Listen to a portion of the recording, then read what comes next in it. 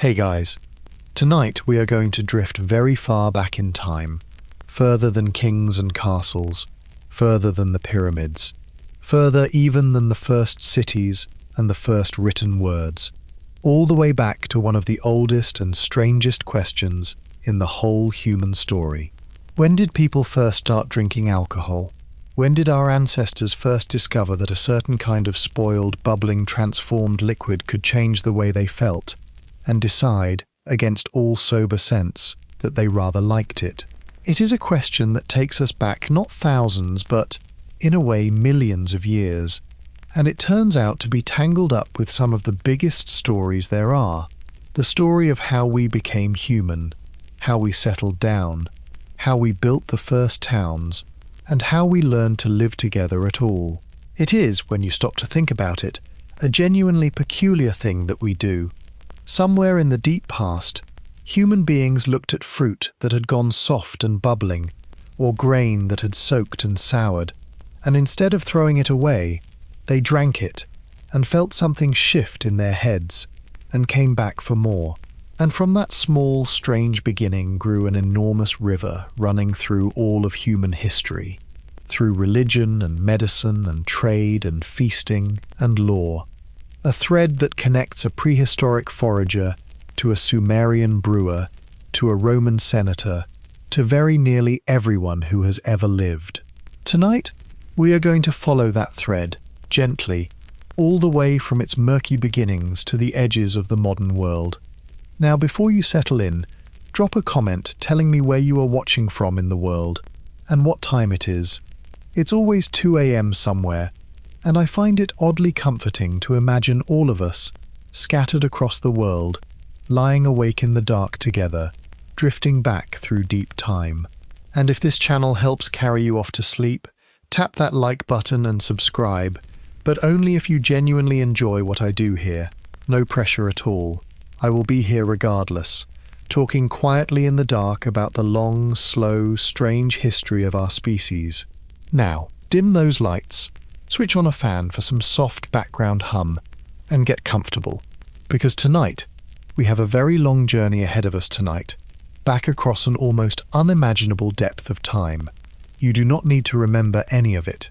The names and the dates and the places are simply soft stones to step across as we wander backward through the ages.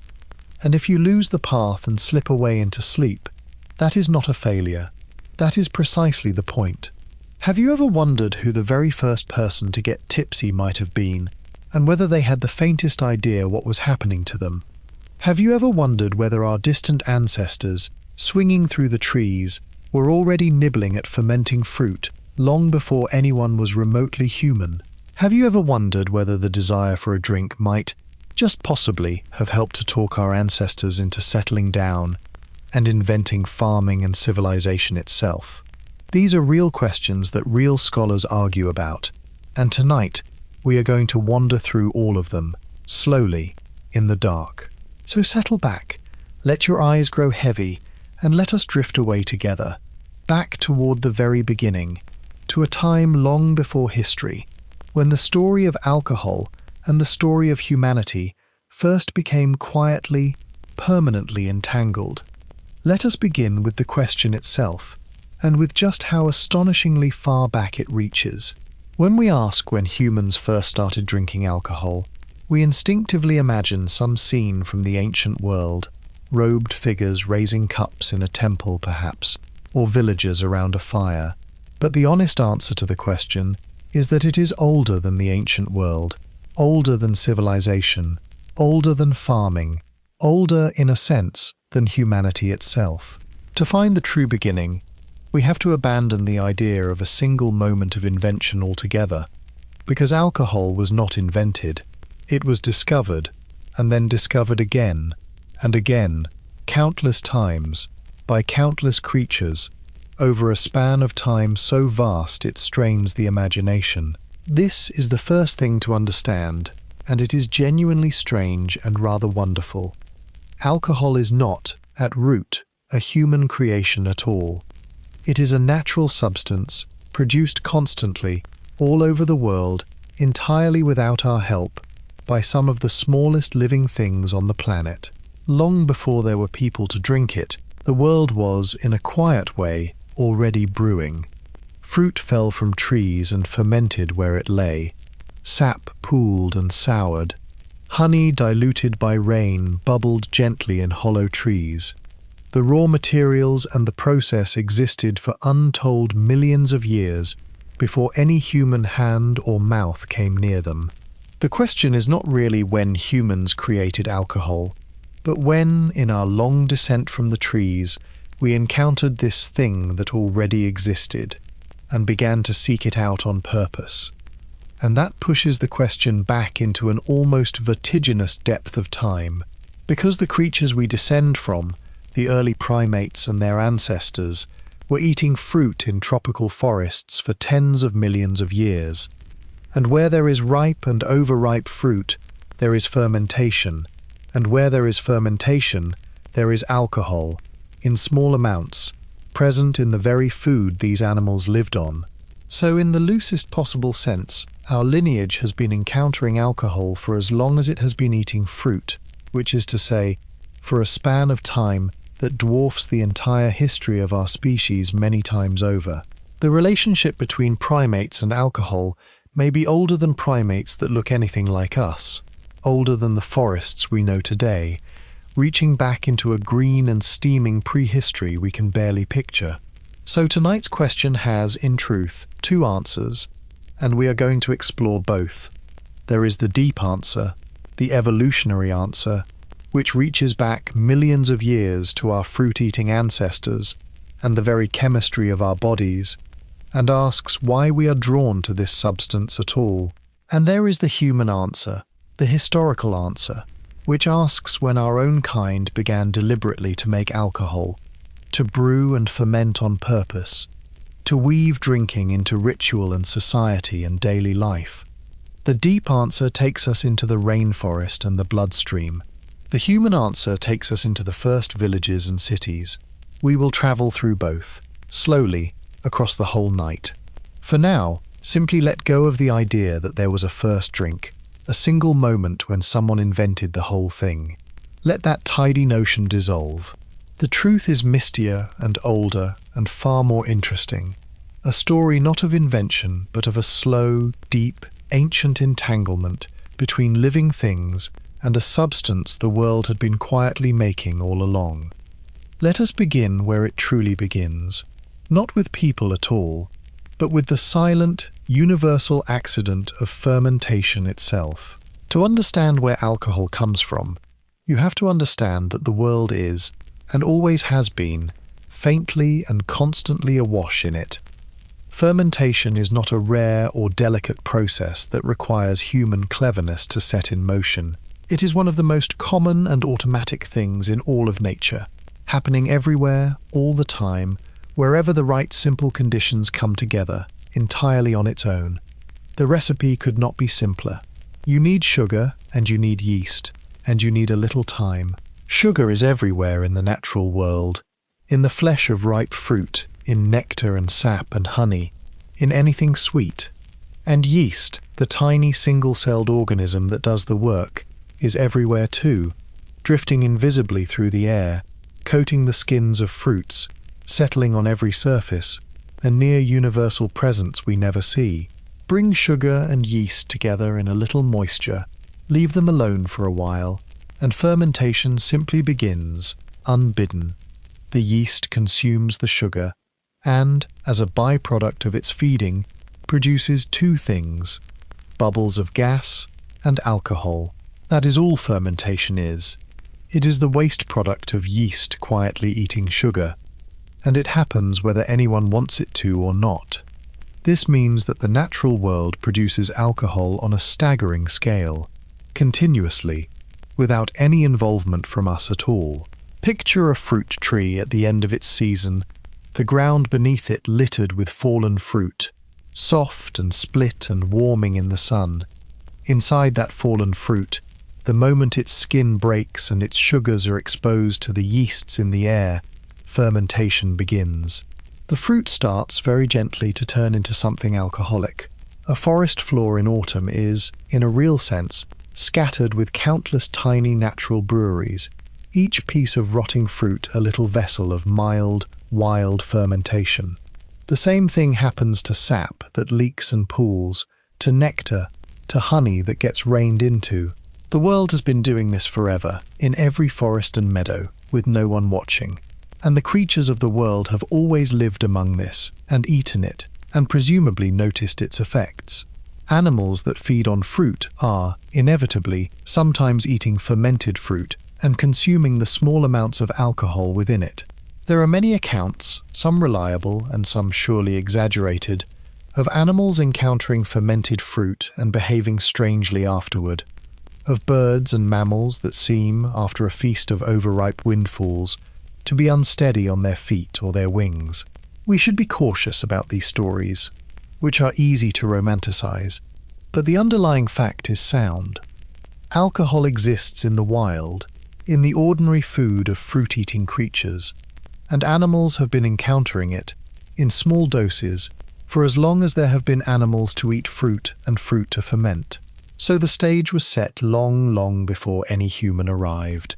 The substance was there, made freely by the smallest organisms on Earth.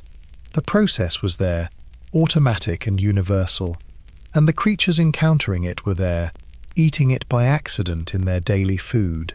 The deep origin of alcohol is not a human story at all, but a natural one. A quiet chemical accident repeated trillions of times across the living world, the background hum of a planet that has always, in its own slow way, been fermenting. And it is into this world, this already fermenting world, that our own distant ancestors emerged, with bodies that, as we will see, may have been shaped by alcohol long before our minds ever sought it out. Let that image settle softly in the dark, a world quietly bubbling away on its own. We turn now to those ancestors, and to a surprising idea about the deep roots of our taste for drink. Here is one of the most intriguing ideas in the whole story, an idea that suggests our relationship with alcohol is not a recent cultural habit at all, but something written, very faintly, into our very bodies by millions of years of evolution. It has been given a memorable name. Scientists sometimes call it the drunken monkey hypothesis. And while it remains a hypothesis, a proposed explanation still debated, it is a genuinely fascinating way to think about why we are drawn to drink at all. The idea begins with that fermenting fruit on the forest floor. For our distant primate ancestors, living in tropical forests and feeding heavily on fruit, ripeness was everything.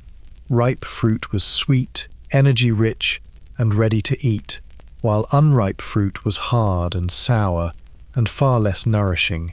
Finding the ripe fruit at the peak of its sugary richness was a matter of real importance for a hungry animal, and anything that helped locate it would have been valuable. Now, as fruit ripens and begins to ferment, it produces alcohol, and alcohol has a distinctive smell, one that carries through the air. The suggestion is that the faint scent of fermentation became, for these fruit-eating ancestors, a useful signal, a way of detecting ripe and energy-rich fruit from a distance, drawing them toward the most nourishing food. An attraction to the smell and taste of a little alcohol, in other words, may have been useful, may have helped our ancestors eat well and survive. There is a striking piece of biological evidence that lends this idea some weight, and it concerns the way our bodies handle alcohol. Alcohol is, in large amounts, a poison, and to consume it safely, a body needs the right enzymes to break it down. Research into the genetic history of these enzymes suggests that, at a certain deep point in our evolutionary past, an ancestor of ours acquired a change that made the body dramatically better at metabolizing alcohol, far more efficient at breaking it down than before. The timing of this change, according to the researchers who studied it, lines up intriguingly with the period when our ancestors were spending more time on the ground, where they would have encountered more fallen, fermenting fruit. The suggestion is that this improved ability to handle alcohol may have evolved precisely because our ancestors were regularly consuming fermented fruit and benefited from being able to process it safely. If this picture is right, and it remains a matter of scientific debate rather than settled fact, then it has remarkable implications. It would mean that our relationship with alcohol is not some recent invention or cultural accident, but something with extraordinarily deep roots, reaching back millions of years to our tree-dwelling, fruit-eating ancestors. It would mean that the attraction many people feel toward alcohol and the ability of our bodies to process it are both inheritances from a distant past, in which seeking out a little fermentation was simply part of finding good food. We would be drawn to drink, in this view, partly because our ancestors were drawn to ripe and fermenting fruit, and we would carry that ancient orientation in our genes. We should be careful here and not overstate it. The drunken monkey idea is a hypothesis, elegant and suggestive but not proven, and the evolutionary story of any behavior is always complicated and contested. But even as a possibility, it reframes the whole question beautifully. It suggests that when we ask when humans started drinking alcohol, the deepest answer is that we never exactly started, because our lineage was already entangled with fermentation before it was human at all, before it came down from the trees, before any of the rest of the story began. The taste for it may be older than we are. Let that strange and rather humbling thought settle in the dark. We turn now to the process at the heart of it all, the quiet chemistry of fermentation, and to what is actually happening when sugar becomes drink. Let us pause for a moment on the humble creature at the center of this entire story, the organism that has done more to shape human culture than almost any other, and yet remains invisible to the naked eye and largely unthanked. It is yeast, a single-celled fungus, drifting unseen through the air and across every surface of the world, and everything we are talking about tonight depends, ultimately, on what it quietly does. Yeast is alive, and like all living things it needs to eat. What it eats, by preference, is sugar, and the way it eats determines everything. When yeast has plenty of air, it processes sugar in one way, much as we do, breaking it down completely for energy. But when yeast finds itself in sugar, without much air, submerged in a liquid, say, or buried in a mass of crushed fruit, it switches to a different and less complete way of feeding. It ferments. It breaks the sugar down only part way, and in doing so it releases two byproducts into its surroundings: bubbles of carbon dioxide gas, and the substance we call ethanol, which is alcohol. From the yeast's point of view, alcohol is simply waste, the discarded remnant of an imperfect meal. From our point of view, it is one of the most consequential substances in human history. The whole vast story of drinking is, at bottom, the story of us collecting and consuming the waste product of a hungry fungus. There is something quietly humbling in this, and rather beautiful. The grand human drama of taverns and temples and toasts, of feasts and rituals and laws, all rests upon the unglamorous digestive habits of a microscopic organism going about its business with no awareness of us at all. The yeast is not making a drink for anyone. It is simply eating sugar in a low-oxygen environment and excreting alcohol as a result, exactly as it would whether humans existed or not. We are, in a sense, eavesdroppers on a private chemical process, scavengers who learn to gather and prize the leavings of a fungus. All the poetry and ceremony we have wrapped around drinking is built on this small, indifferent, ancient transaction between yeast and sugar.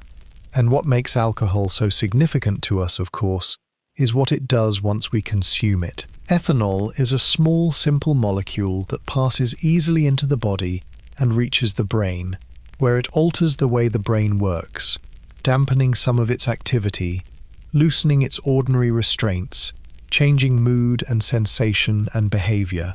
This effect, the shift in how a person feels and acts, is the whole reason alcohol became so important to us, the reason we sought it out and learned to make it deliberately and built so much around it. A substance that can change how we feel is a powerful thing for a social, emotional, self-aware creature. And once our ancestors understood that this bubbling, transformed liquid could do that, there was no going back.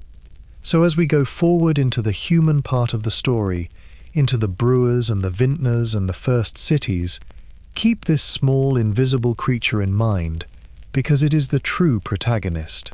Every jar of ancient beer, every cup of wine poured to a god, every drink shared at every feast across all of history, was made possible by yeast, quietly doing what yeast does, eating sugar in the dark and leaving alcohol behind.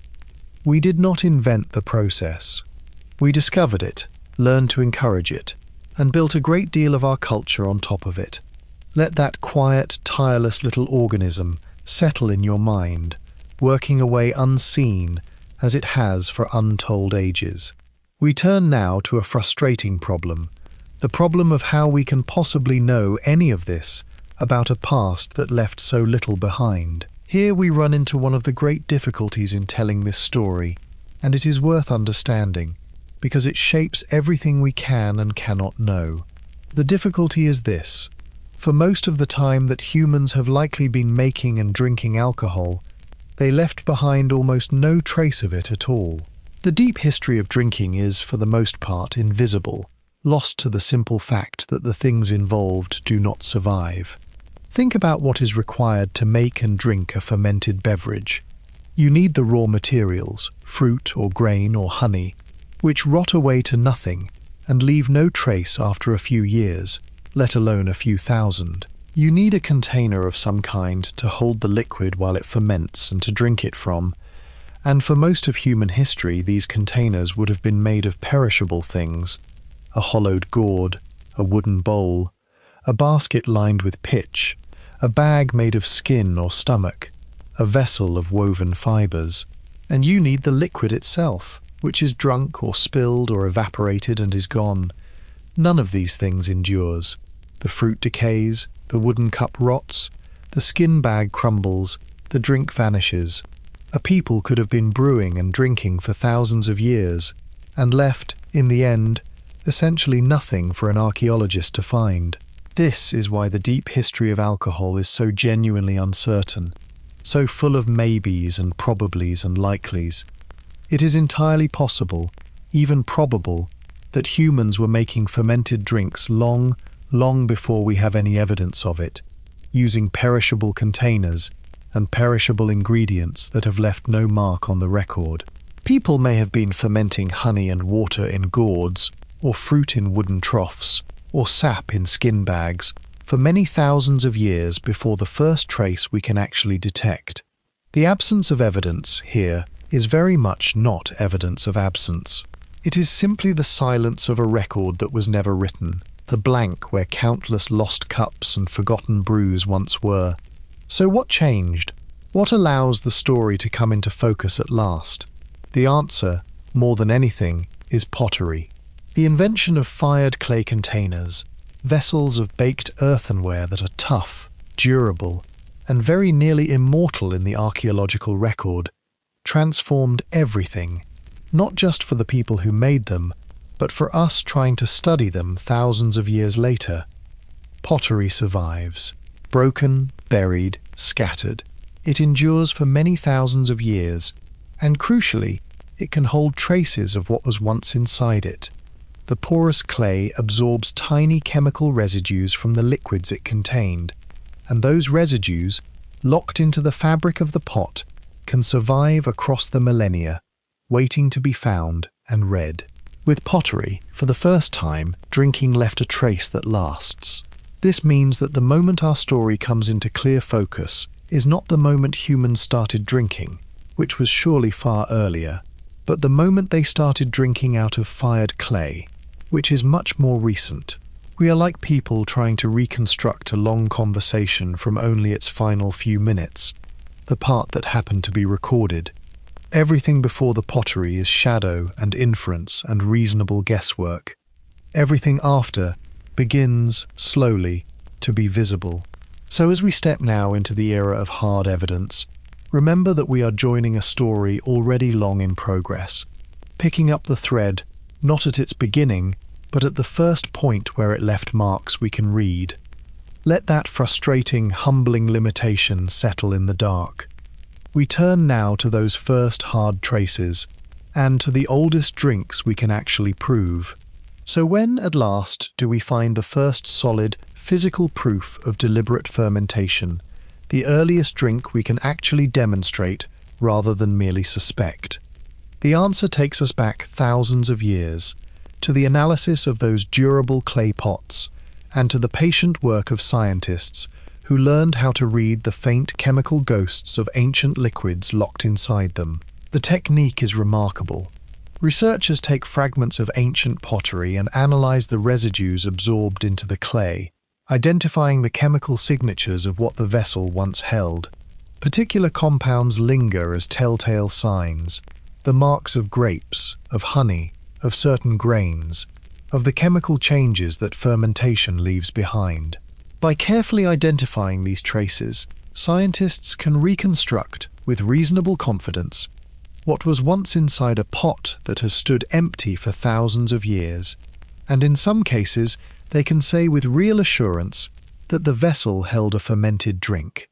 It is a kind of chemical archaeology, reading the invisible echoes of long-vanished liquids, and it has pushed our certain knowledge of alcohol back further and further. Some of the earliest firm evidence of a deliberately fermented beverage comes from ancient China, from pottery many thousands of years old, in which researchers identified the residues of a drink made from a mixture of ingredients, including rice, honey, and fruit. This was not wine or beer as we would know them, but something of its own kind, a fermented drink combining several sources of sugar, and its traces, locked into ancient clay, push the documented history of human brewing back an astonishingly long way, to a time near the very dawn of settled life. Other early evidence comes from the regions of the Near East and the Caucasus, where the residues of early wine and early beer have been identified in ancient vessels, marking these regions too as places where the deliberate making of alcohol reaches back into deep antiquity. What all this evidence shows, taken together, is that by many thousands of years ago, in more than one part of the world, humans were not merely stumbling upon fermented fruit by accident, but were deliberately making fermented drinks, gathering the ingredients, combining them, allowing them to ferment, and storing and drinking the result.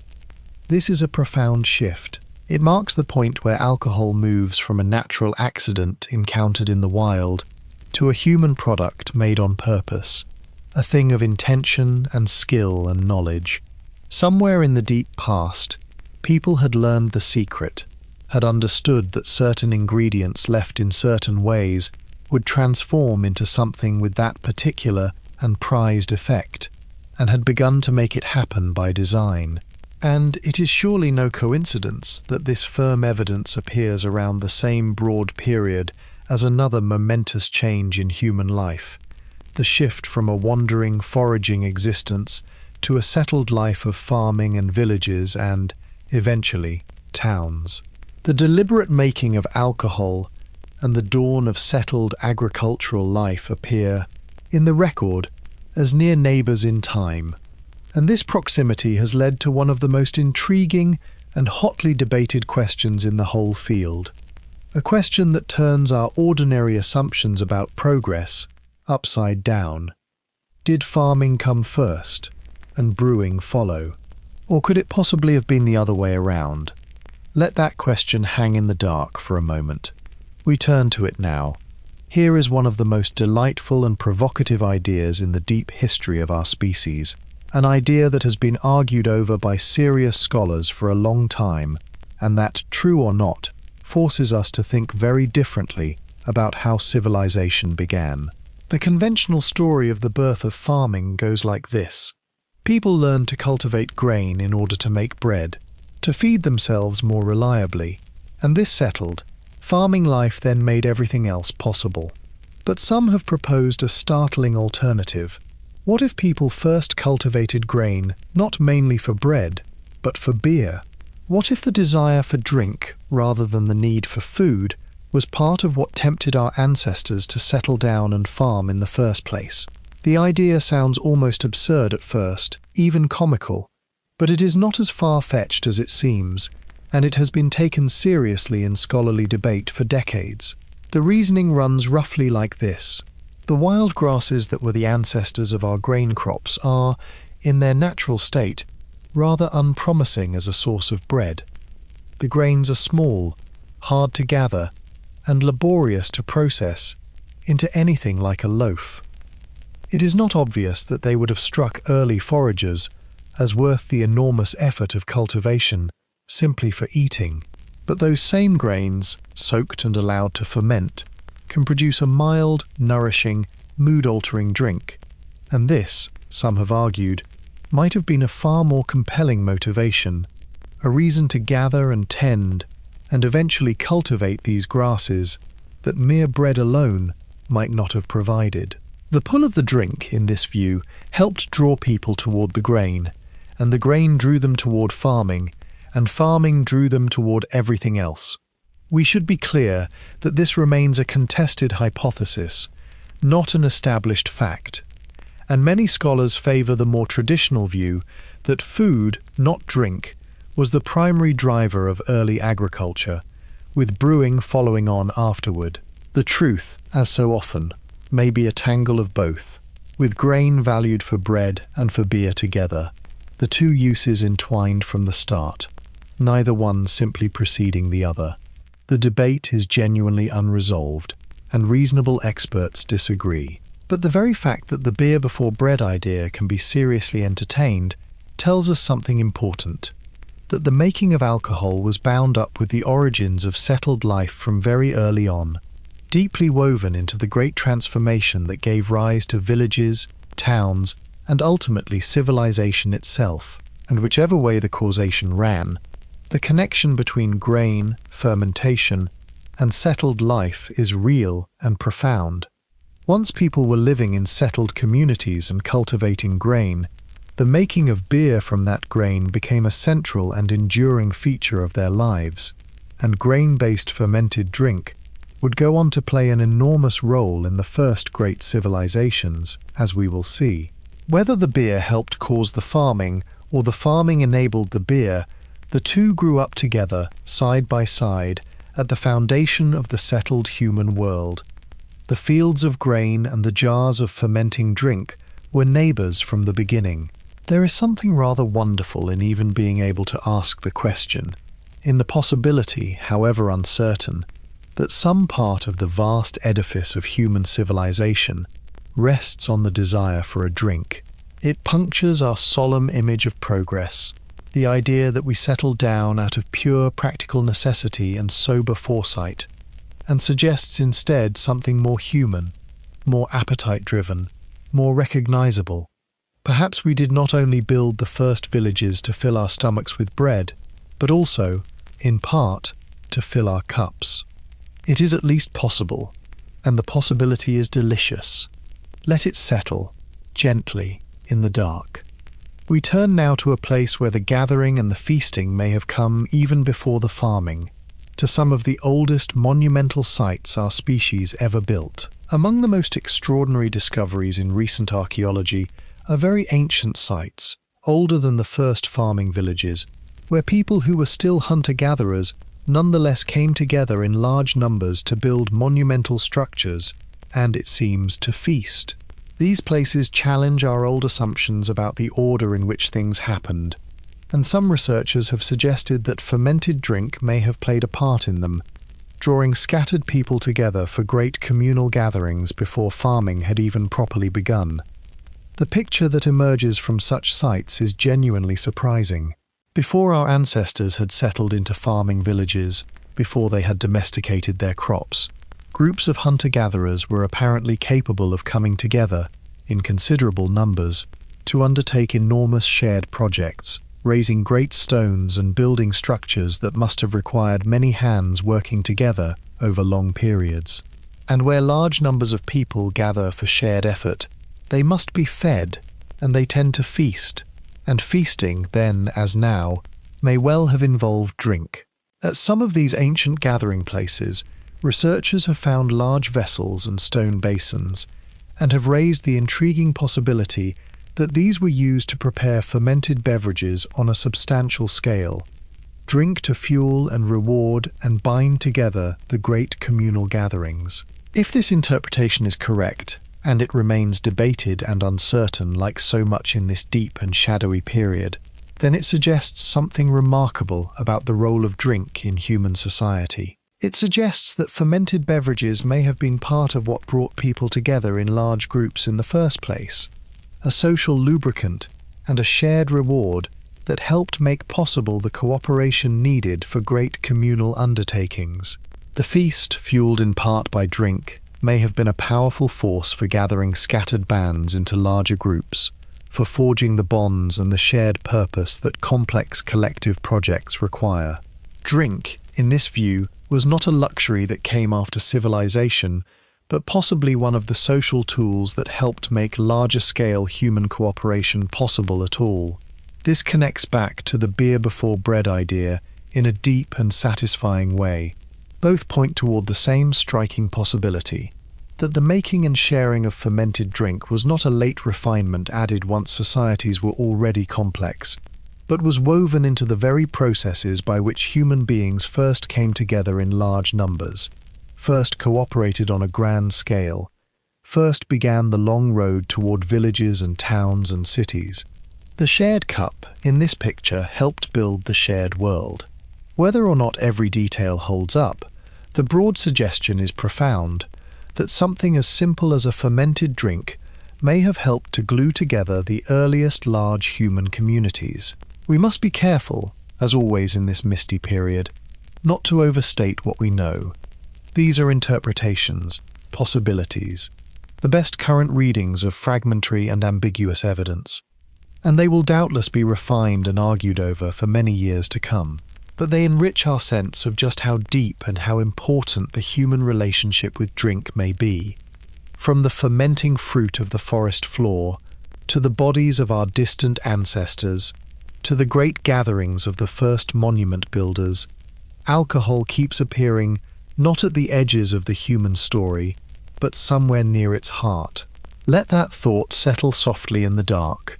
We turn now, at last, from the misty world of prehistory into the bright light of the first true civilizations, where drink becomes not a matter of inference, but a matter of record, written down for us to read.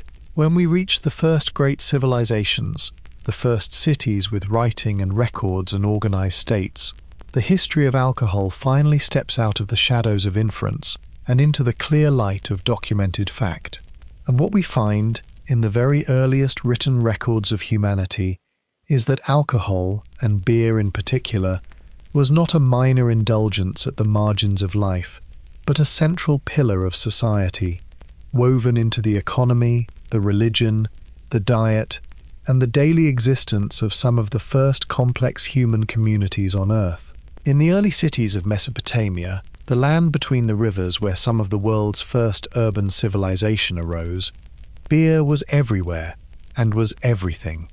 It was a staple food as much as a drink, a thick, nourishing, grain-based brew consumed daily by people of every rank, from laborers to kings. It was so important that it features prominently in the earliest writings we possess, in administrative records tallying its production and distribution, in literature, and even in religious texts. There survives, from this ancient world, a hymn to the goddess associated with beer and brewing, a poem of praise to the divine patroness of the brewer's craft that doubles, rather wonderfully, as a kind of recipe, describing the process of making beer in reverent, celebratory terms. To these people, beer was a gift of the gods, a divine blessing woven into the fabric of civilized life. The centrality of beer in these early cities tells us something important about its role in human society at this foundational moment. This was not drinking for the sake of intoxication, primarily, but drinking as a basic part of nourishment and daily life, a fundamental foodstuff that happened also to be mildly alcoholic. The beer of these ancient cities was probably thick and nutritious, closer in some ways to a liquid bread than to a modern drink, full of calories and sustenance, a genuine and important part of how people fed themselves. It was made from the same grain that made bread, and the two were closely linked, twin products of the cereal harvest that sustained the civilization, the solid and the liquid forms of the same essential staff of life. And because beer was so central and so valuable, it became deeply woven into the organized economy of these early states. The production and distribution of beer was a matter of administrative importance, recorded and managed and controlled. Beer was brewed on a large scale, stored, allocated, and used as a medium of payment and exchange, a portable and universally desired form of wealth in a world before money as we know it. The earliest writing we possess includes a great deal of careful accounting of beer and grain, the bureaucratic record-keeping of societies for whom these things were the very basis of economic life. The first written words of humanity are, to a striking degree, concerned with the management of bread and beer. So when you picture these first cities, the dawn of urban civilization, picture them awash in beer, not in a sense of drunken excess, but in the sense that beer was simply everywhere, a fundamental part of how people ate, worked, worshipped, and organized their world. It was food and drink and wealth and religious offering all at once, a thread running through every part of life, present from the very first moment that humans began to live in cities and write down their affairs. Civilization, in its earliest documented form, came with a cup of beer already in its hand. Let that image settle in the dark. We turn now to one of the most concrete and human details of all, the fact that some of the first wages ever paid were paid in drink. Here is one of those small, vivid historical facts that brings the ancient world suddenly and wonderfully to life. In some of the earliest civilizations, ordinary working people were paid, at least in part, in beer. The drink was not merely consumed, it was earned, handed out as a daily ration to laborers in exchange for their work, a basic component of the compensation that kept the great projects of the ancient world moving. People built some of humanity's first monuments, in part, for beer. The logic of this becomes clear once you remember what beer was in these societies. It was not primarily a recreational indulgence, but a basic foodstuff, nourishing and calorie-rich, a fundamental part of the daily diet. Paying a worker in beer, then, was rather like paying them in food, providing the sustenance they needed to live and labor. In a world before coined money, where wages were often paid in goods and rations, a daily allowance of bread and beer was a natural and sensible form of payment, giving the worker the essential nourishment of both the solid and liquid products of the grain. The ration of beer was wages and lunch at once, fuel for the body, delivered in a form that was prized, portable, and universally valued. The records of the ancient world preserve these arrangements in concrete detail. There are accounts of the rations issued to workers, including the laborers who toiled on enormous state projects, and these rations regularly included generous allowances of beer alongside bread and other foods. The people who built some of the most famous structures in human history were sustained, in part, by daily issues of beer, the drink fueling the immense collective labor that raised monuments still standing thousands of years later. There is something marvelous in the thought that the grandeur of the ancient world was built by workers refreshed and nourished by their daily beer, the drink and the monument bound together in the sweat of ordinary labor. This practice tells us a great deal about the place of alcohol in these societies. Far from being marginal or disreputable, drink was so central, so basic, so woven into the necessities of daily life, that it functioned as a form of payment and sustenance for the workforce that built civilization. It was trusted, valued, and essential, treated with the same seriousness as bread and grain, managed and allocated by the organized state as a fundamental resource. The beer ration sat at the very heart of the ancient economy, a thread connecting the harvest, the brewery, the worker, and the monument in a single chain of nourishment and labor. And it reminds us, too, how different the meaning of drink could be in a world so unlike our own. To these ancient workers, the daily beer was not an escape from labour or a vice to be indulged after hours, but a part of the labour itself, the nourishment that made the work possible, as ordinary and necessary as the bread beside it. The drink was woven into the rhythm of the working day, a basic provision rather than a guilty pleasure. It is a useful corrective to our modern assumptions, a reminder that the role and meaning of alcohol has shifted enormously across time and place, and that for much of human history it was simply, unremarkably, food. Let that homely image settle in the dark, the ancient labourer with bread in one hand and beer in the other. We turn now to consider this nourishing role more closely, and to a reason drink may sometimes have been not just food but safety. We have touched on the idea that ancient beer was a kind of food, and it is worth dwelling on this a little, because it is so different from how we tend to think of alcohol today, and because it helps explain why drink became so deeply embedded in human life. For much of history, a mild fermented beverage was not primarily a means of intoxication at all, but a genuine source of nourishment, and, in certain circumstances, a relatively trustworthy thing to drink. Consider first the matter of nourishment. The fermented drinks of the ancient world, particularly the thick grain-based beers, were often substantial, calorie-rich liquids, full of the energy and some of the nutrients of the grain from which they were made. Fermentation can even enhance the nutritional value of grain in certain ways, making some nutrients more available and adding others produced by the yeast itself.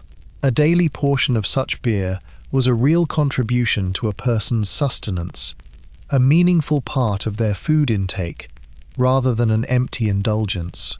In a world where getting enough to eat was a constant concern for most people, a nourishing drink that delivered real calories and kept reasonably well was a valuable thing, and this nutritional role helps explain why beer became such a staple, consumed daily by people of all ages and ranks, as an ordinary part of the diet. Then there is the question of safety, which must be handled carefully and without overstatement, because it has sometimes been exaggerated. It is sometimes said that people in the past drank beer because the water was unsafe, and while the full truth is more complicated than that simple claim, there is a real kernel within it. The process of making a fermented drink involved steps, including in many cases the boiling of water, that could make the resulting beverage more reliable to drink than untreated water from a questionable source, and the mild alcohol content and acidity of the finished drink could discourage some of the things that made water dangerous. A fermented drink was not magically safe, but in a world without any understanding of germs, and with frequently contaminated water supplies, a brewed beverage could be, in practice, a comparatively dependable thing to put in one's body, and this surely contributed to its popularity and its central place in daily life. Taken together, these qualities, nourishment and relative reliability, help explain why fermented drink was so much more than a recreational substance in most of human history. It was woven into the basic business of staying alive and well, a part of the daily provision of food and drink that sustained people through their lives. This is the role that alcohol played for the overwhelming majority of the human past, not as an occasional intoxicant, but as a daily staple, a fundamental part of how ordinary people nourished and hydrated themselves. The cup of beer was, for most people across most of history, closer to a bowl of soup than to anything we would think of as a drink for getting drunk. This does not mean that intoxication played no part, of course. People certainly drank to excess in the ancient world, as they have in every age, and the mood-altering power of alcohol was always part of its appeal and always carried its dangers, as we will discuss. But it is important to set that alongside the larger truth, that for most people, most of the time, fermented drink was simply part of the ordinary fabric of nourishment and daily life, a staple food in liquid form. To understand the deep history of alcohol, we have to hold both of these together, the everyday nourishment and the occasional excess, the daily bread in a cup, and the festival overindulgence, two faces of the same ancient substance. Let that balanced picture settle gently in the dark. We turn now from beer to its great companion through history, the drink pressed from the grape, and to the long story of wine.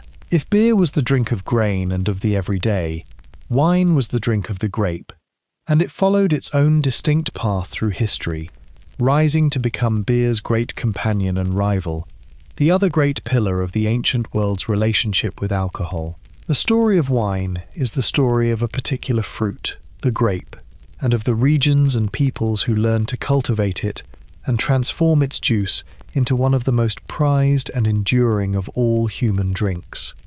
The grape was, in many ways, an ideal candidate for fermentation, almost as if nature had designed it for the purpose.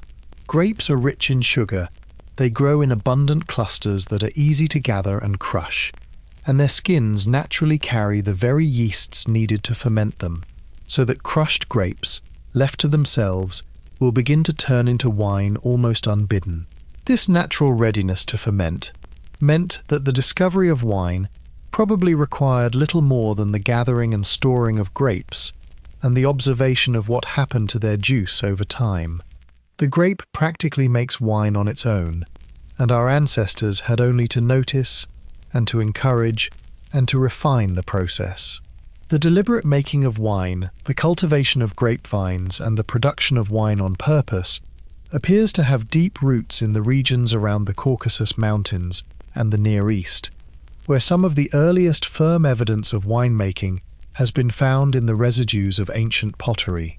From these early heartlands, the knowledge and the practice of viticulture spread outward over the centuries, carried along the routes of trade and migration, until the cultivation of the vine and the making of wine became established across a great swathe of the ancient world. Wine became particularly bound up with the civilizations of the Mediterranean, where the climate suited the vine and where wine would take on an enormous cultural, religious, and economic importance. But its origins lay further east, in those early heartlands where the grape was first tamed. Wine and beer, the grape and the grain, came to occupy somewhat different places in the ancient imagination, and the difference is interesting. Beer, the grain drink, was often the more everyday, the more universal, the drink of daily nourishment for the broad mass of people. Wine, more dependent on the particular conditions needed to grow grapes, and often more laborious to produce in quantity, frequently carried associations of greater prestige and luxury, a finer drink for finer occasions and higher ranks, though this varied enormously from place to place and time to time. In some societies, wine was the common drink, and in others a costly import, its meaning shifting with geography and culture. But broadly, wine acquired a certain glamour, a association with refinement and ceremony, and the higher reaches of society, that complemented beer's role as the sustaining drink of the everyday. So by the time of the great ancient civilizations, humanity possessed two great families of fermented drink, the beers of grain and the wines of fruit, between them covering the world and weaving themselves into every aspect of human life. These two drinks, with all their local variations and relatives, would carry the human relationship with alcohol forward, through the whole of recorded history, through empires and religions and ages of change, the grain and the grape flowing side by side down the centuries. Let that image settle softly in the dark, the beer and the wine, the two great rivers of ancient drink. We turn now to follow these drinks out beyond their homelands, along the long routes of trade by which they travelled the world. Once humans were making prize drinks in particular places, something inevitable followed. Those drinks began to travel. Alcohol became one of the great goods of trade, carried far from where it was made, sought after across distances, exchanged and sold and shipped from region to region. The story of drink is, among everything else, a story of commerce, of one of the most desirable trade goods the ancient and medieval worlds ever knew, and this trade wove the human relationship with alcohol into the wider web of connection between peoples. Wine in particular became a great article of trade, and its history is bound up with the movement of goods across the ancient world. Because the vine grew well only in certain climates and regions, the wine of favoured lands was prized and sought elsewhere, and so it was packed into sturdy clay vessels and carried by ship and by caravan to places far from where the grapes had grown. The trade in wine crossed seas and spanned regions, linking distant peoples in a commerce of the cup, and the durable jars in which it travelled, scattered now across the floors of ancient harbours and shipwrecks, remain among the most common traces the ancient drink trade left behind. Wherever the ancient traders went, the vessels of wine tended to go with them, a valued cargo carried to the ends of the known world. This trade did more than move a product from one place to another. It spread the very practice of making drink, carrying the knowledge of the vine and the craft of fermentation outward along the routes of commerce and settlement. As traders and settlers moved into new lands, they often carried their drinks and their drinking customs with them, and sometimes the vines and the techniques themselves, planting the practice of winemaking in new soils far from its origins. The spread of viticulture across great stretches of the ancient world followed, in large part, the movement of peoples and goods, the drink and its making travelling together along the arteries of trade and migration. The map of where the vine grew came to reflect the long history of who had traded and settled where. And because drink was so widely desired and so readily traded, it became a real source of wealth and a real instrument of connection between distant societies. The making and selling of drink could enrich whole regions, and the trade in it bound far-flung peoples into relationships of commerce and exchange. To possess fine drink from a distant and famous land was a mark of wealth and worldliness, a luxury import that displayed one's reach and resources, and the appetite for such prized foreign drink helped drive the long-distance trade that connected the ancient world. Drink flowed along the same routes as other precious goods, part of the great circulation of valued things that linked humanity across distances. So we can add commerce to the long list of dimensions in which drink shaped human life, alongside food and medicine and ritual and society. The cup was not only made and shared and offered, but bought and sold and carried across the world, one of the great trade goods of history, binding distant peoples together in the commerce of desire. The drink travelled, and in travelling it spread its making, enriched its cellars, and wove itself ever more deeply into the connected fabric of the human world. Let that image of the travelling cup settle in the dark, the laden ships and caravans carrying drink across the ancient world. We turn now to one of the most powerful and surprising dimensions of this story, the deep and ancient bond between alcohol and the sacred. Of all the roles that alcohol has played in human life, none is older or stranger or more profound than its connection to the sacred. Across an astonishing range of cultures and ages, fermented drink has been bound up with religion, with the gods, with ritual and the spirit world, treated not merely as food or pleasure, but as something holy, something that opened a door between the ordinary world and the divine. This connection runs so deep and so wide that it cannot be a coincidence, and it tells us something important about why alcohol mattered so much to our ancestors. The reason for this sacred association is not hard to guess. Alcohol changes consciousness. It alters the way the mind works, shifts mood and perception, loosens the ordinary boundaries of the self.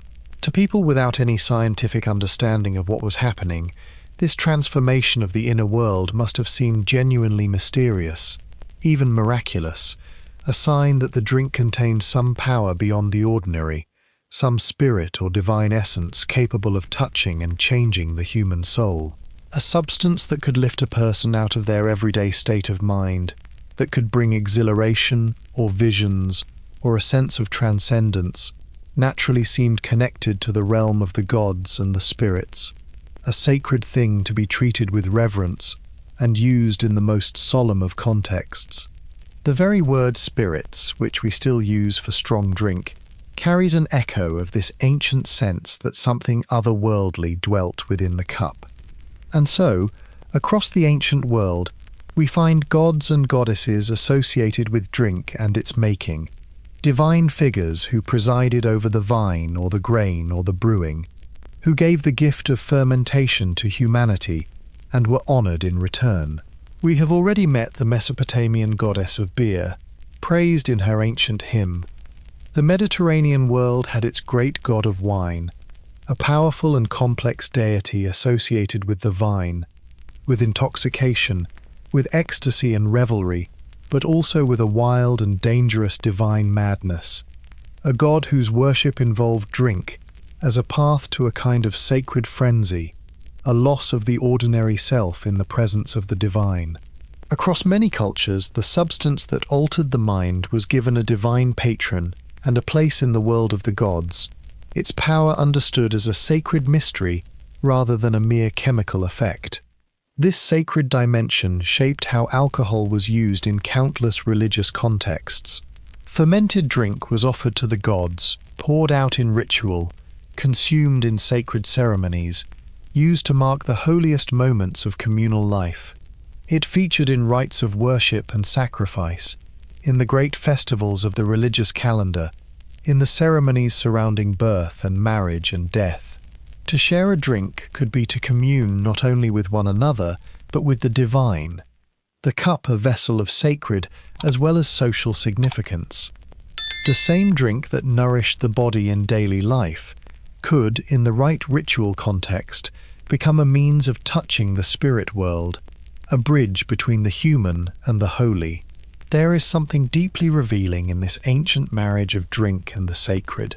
It suggests that from very early on, human beings sensed in alcohol something more than mere refreshment or nourishment, sensed in its power to alter the mind, a hint of the transcendent, a taste of something beyond ordinary experience.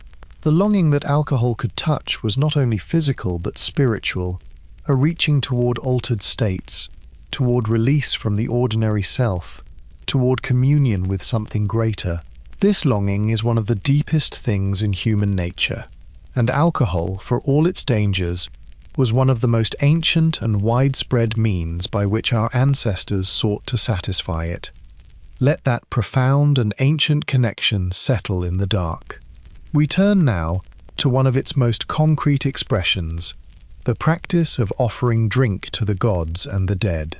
One of the most widespread and touching expressions of alcohol's sacred role was the practice of offering it, of pouring out or setting aside a portion of precious drink as a gift to the gods, to the spirits, or to the dead. This practice, found across an enormous range of cultures, reveals how deeply drink was woven into humanity's relationship with the unseen world, and how seriously our ancestors took the idea that the cup connected them to powers beyond the visible. The offering of drink took many forms. In many ancient cultures, there was the practice of pouring out a portion of wine or other drink upon the ground or upon an altar as an offering to a god or spirit, a gift of something valuable surrendered to the divine. To pour away good drink, to let it soak into the earth rather than drink it oneself, was a meaningful sacrifice, a way of honoring the gods by giving up something prized, and a way of inviting the divine to share, in spirit, in the human gathering. This act of pouring out, simple and profound, was a regular feature of religious and social ritual across much of the ancient world, a gesture of reverence repeated countless times over countless centuries. Drink was also offered to the dead, and this is one of the most poignant features of the whole story. In many cultures, fermented beverages were placed in tombs and graves, provided for the journey of the dead into the afterlife, or offered to sustain and honor the departed. The dead were furnished with vessels of drink, as with food and other necessities, the living providing for those who had passed on, as if they might thirst in the world beyond. This practice tells us how precious drink was, that it was thought worthy to accompany the dead and to be given to the gods, and how deeply it was bound up with the most profound human concerns, with death and the afterlife, and the hope of continued existence beyond the grave. The cup followed people even into their tombs. These offerings reflect a way of seeing the world in which the boundary between the living and the dead, between the human and the divine, was porous and constantly negotiated, and in which drink was one of the chief currencies of that negotiation. To offer drink was to maintain a relationship with the unseen powers, to honor them, to seek their favor, to include them in the human community. The shared drink bound not only the living to one another, but the living to the dead and to the gods, weaving the whole cosmos into a single community of giving and receiving, in which the cup passed not only from hand to hand, but between the worlds. Drink was a thread connecting the visible and the invisible, the present and the eternal. When we remember these practices, we begin to grasp just how far alcohol's significance extended beyond the merely physical into the deepest reaches of human meaning and hope and fear. This was not a trivial substance casually consumed, but a precious and powerful thing, fit to be offered to the gods, fit to accompany the dead, fit to mark the most sacred and solemn moments of human existence. The reverence with which our ancestors treated drink, the care with which they offered and shared it, speaks of a relationship far richer and deeper than mere appetite. Let that reverent image settle in the dark, the cup poured out upon the earth, the drink set beside the dead. We turn now from the sacred to the social, to the role of drink in binding the living to one another.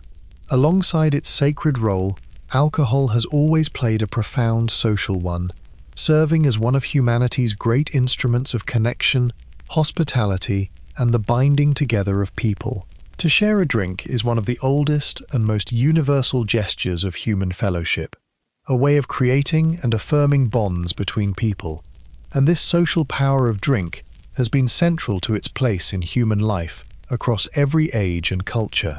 The roots of this go deep, perhaps back to those very ancient feasts we considered earlier, where shared drink may have helped bring scattered people together into larger communities.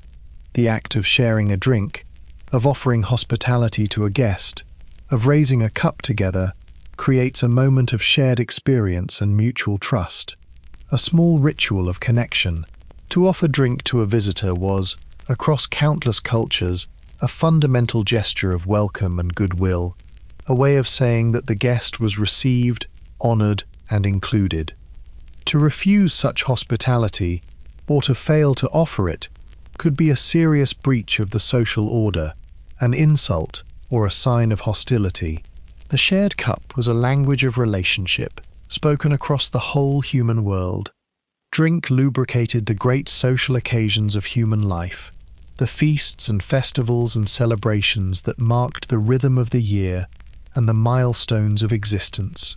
Births, marriages, victories, harvests, the sealing of agreements, the welcoming of guests, the mourning of the dead, all were occasions for shared drink, the cup present at every significant gathering of the human community.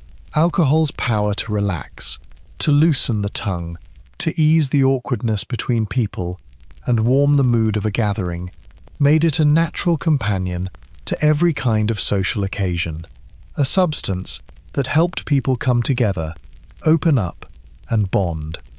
The feast and the drink were inseparable, two halves of the human gathering. This social role connected too with status and display, for the giving of drink was also a way of showing wealth, generosity, and power. To host a great feast with abundant drink was to demonstrate one's resources and one's largesse, to win prestige and loyalty through hospitality. The powerful displayed their greatness, in part through the lavishness of the drink they could provide, and the sharing of fine or abundant drink became bound up with the whole social economy of status, gift, and obligation. To drink together was to participate in a complex web of social meaning, of generosity given and received, of bonds created and affirmed, of standing displayed and acknowledged. The cup was never only a cup, and beneath all these particular functions lay something simple and deeply human, the way that sharing drink helps people feel connected, eases the barriers between them, and creates moments of warmth and fellowship. For all its dangers, and we will come to those, alcohol has been one of the great social technologies of our species, a tool for building and maintaining the bonds that hold human communities together. The shared drink at the end of the day, the cup raised among friends, the hospitality offered to the stranger, these are ancient and profound human acts, reaching back through the whole of our history to the earliest gatherings of our kind. Let that warm and convivial image settle in the dark, the cup shared among companions. We turn now to see how, out of this simple sharing, human societies built whole formal arts and institutions of drinking together. Out of the simple human act of sharing a drink, societies across the ages built something more elaborate, whole formal customs and institutions of communal drinking, refined arts of gathering over the cup that turned a basic social act into a structured and significant cultural occasion. Drinking together became, in many cultures, not merely something people happened to do, but something they did with care and ceremony, according to established forms, an institution in its own right, with its own rules and meanings. The most celebrated example from the ancient world was the formal drinking gathering of the Mediterranean, a structured social occasion built around the shared cup, at which men of a certain class would come together to drink, but also to talk, to debate, to recite poetry, to enjoy music and entertainment, and to engage in the refined conversation that such gatherings prized. The drink was the occasion and the lubricant, but the gathering was about far more than drinking. It was a central institution of social and intellectual life, a place where ideas were exchanged, bonds were formed, and the culture of the age was shaped and shared. These gatherings had their customs and their etiquette, their proper ways of mixing and serving and consuming the drink, their masters of the occasion who governed the proceedings, a whole formal structure built around the communal cup. What is striking about such institutions is how they reveal drinking as a serious cultural practice rather than mere indulgence.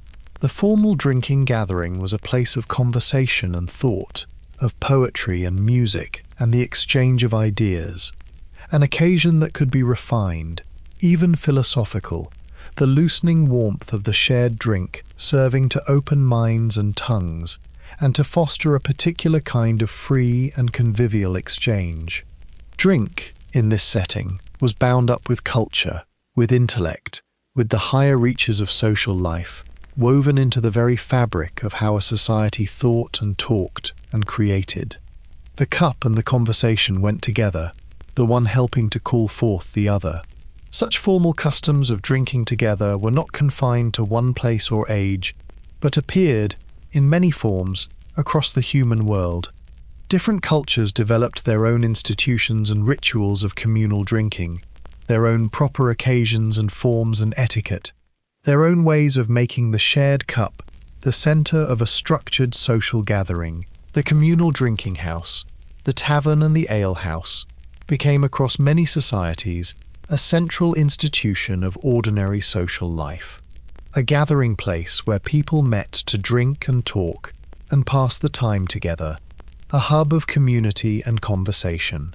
From the refined gatherings of the elite to the humble communal drinking houses of ordinary people, the institution of drinking together took countless forms, all of them building structure and meaning around the simple shared cup. These arts and institutions of communal drinking show us, once more, how much more than mere intoxication was bound up in the human relationship with drink. To drink together, in these formal settings, was to participate in culture, in conversation, in community, in the shared intellectual and social life of one's world. The cup was the center around which gathered some of the most valued activities of human society, the talk and the thought and the fellowship that bound people together and carried their culture forward. Let that image of the formal gathering settle in the dark, the circle of companions in conversation around the shared cup. We turn now to yet another role that drink has played, as one of humanity's oldest medicines. For most of human history, Alcohol was not only food and drink and sacred offering and social bond, but also medicine, one of the most important and versatile remedies in the entire ancient and traditional pharmacy. Long before there was any scientific understanding of disease or healing, fermented drinks and the alcohol within them were pressed into service against all manner of ailments. And this medical role was a major part of why alcohol was so valued and so central to human life. Alcohol served the ancient healer in several ways. It could be consumed to dull pain, one of the few means available in a world without modern anesthetics or painkillers for easing suffering, and a draught of strong drink was for many centuries among the only comforts that could be offered to a person in agony. It could calm and sedate, easing distress and helping the troubled to rest. Applied to wounds, alcohol had genuine cleansing properties, helping to clean and disinfect injuries in a way that, though not understood at the time, had real benefit. And alcohol served as a base and a solvent for countless herbal remedies, a liquid in which medicinal plants and substances could be steeped and preserved and administered, the foundation of innumerable traditional medicines and tonics. The cup was, among everything else, a medicine chest. This medical role gave alcohol a place of real importance in the practice of healing across many cultures and ages. Physicians and healers prescribed it, traditional medicine relied upon it, and ordinary people turned to it for relief from the pains and ailments of life. In a world where effective medicine was scarce and suffering was constant, a substance that could ease pain, calm distress, clean wounds, and carry other remedies was genuinely precious, and its medical uses were taken entirely seriously, woven into the healing traditions of societies across the world. For much of history, to reach for drink in time of illness or injury was not indulgence but treatment, the application of one of the few genuinely useful remedies available. We should not romanticize this, of course, any more than we should the other roles of drink. Alcohol is a crude and limited medicine, with real dangers of its own, and the line between its use as a remedy and its capacity for harm was always blurry. The same draught that dulled pain could lead to dependence and damage, and the medical use of alcohol surely contributed, in some cases, to its misuse. But within the limits of ancient and traditional knowledge, alcohol was a genuinely valuable part of the healer's resources, one of the most useful substances available for easing the sufferings of the body. And this medical importance was a real and significant part of its enormous role in human life. The drink that gladdened the feast also numbed the wound and carried the remedy.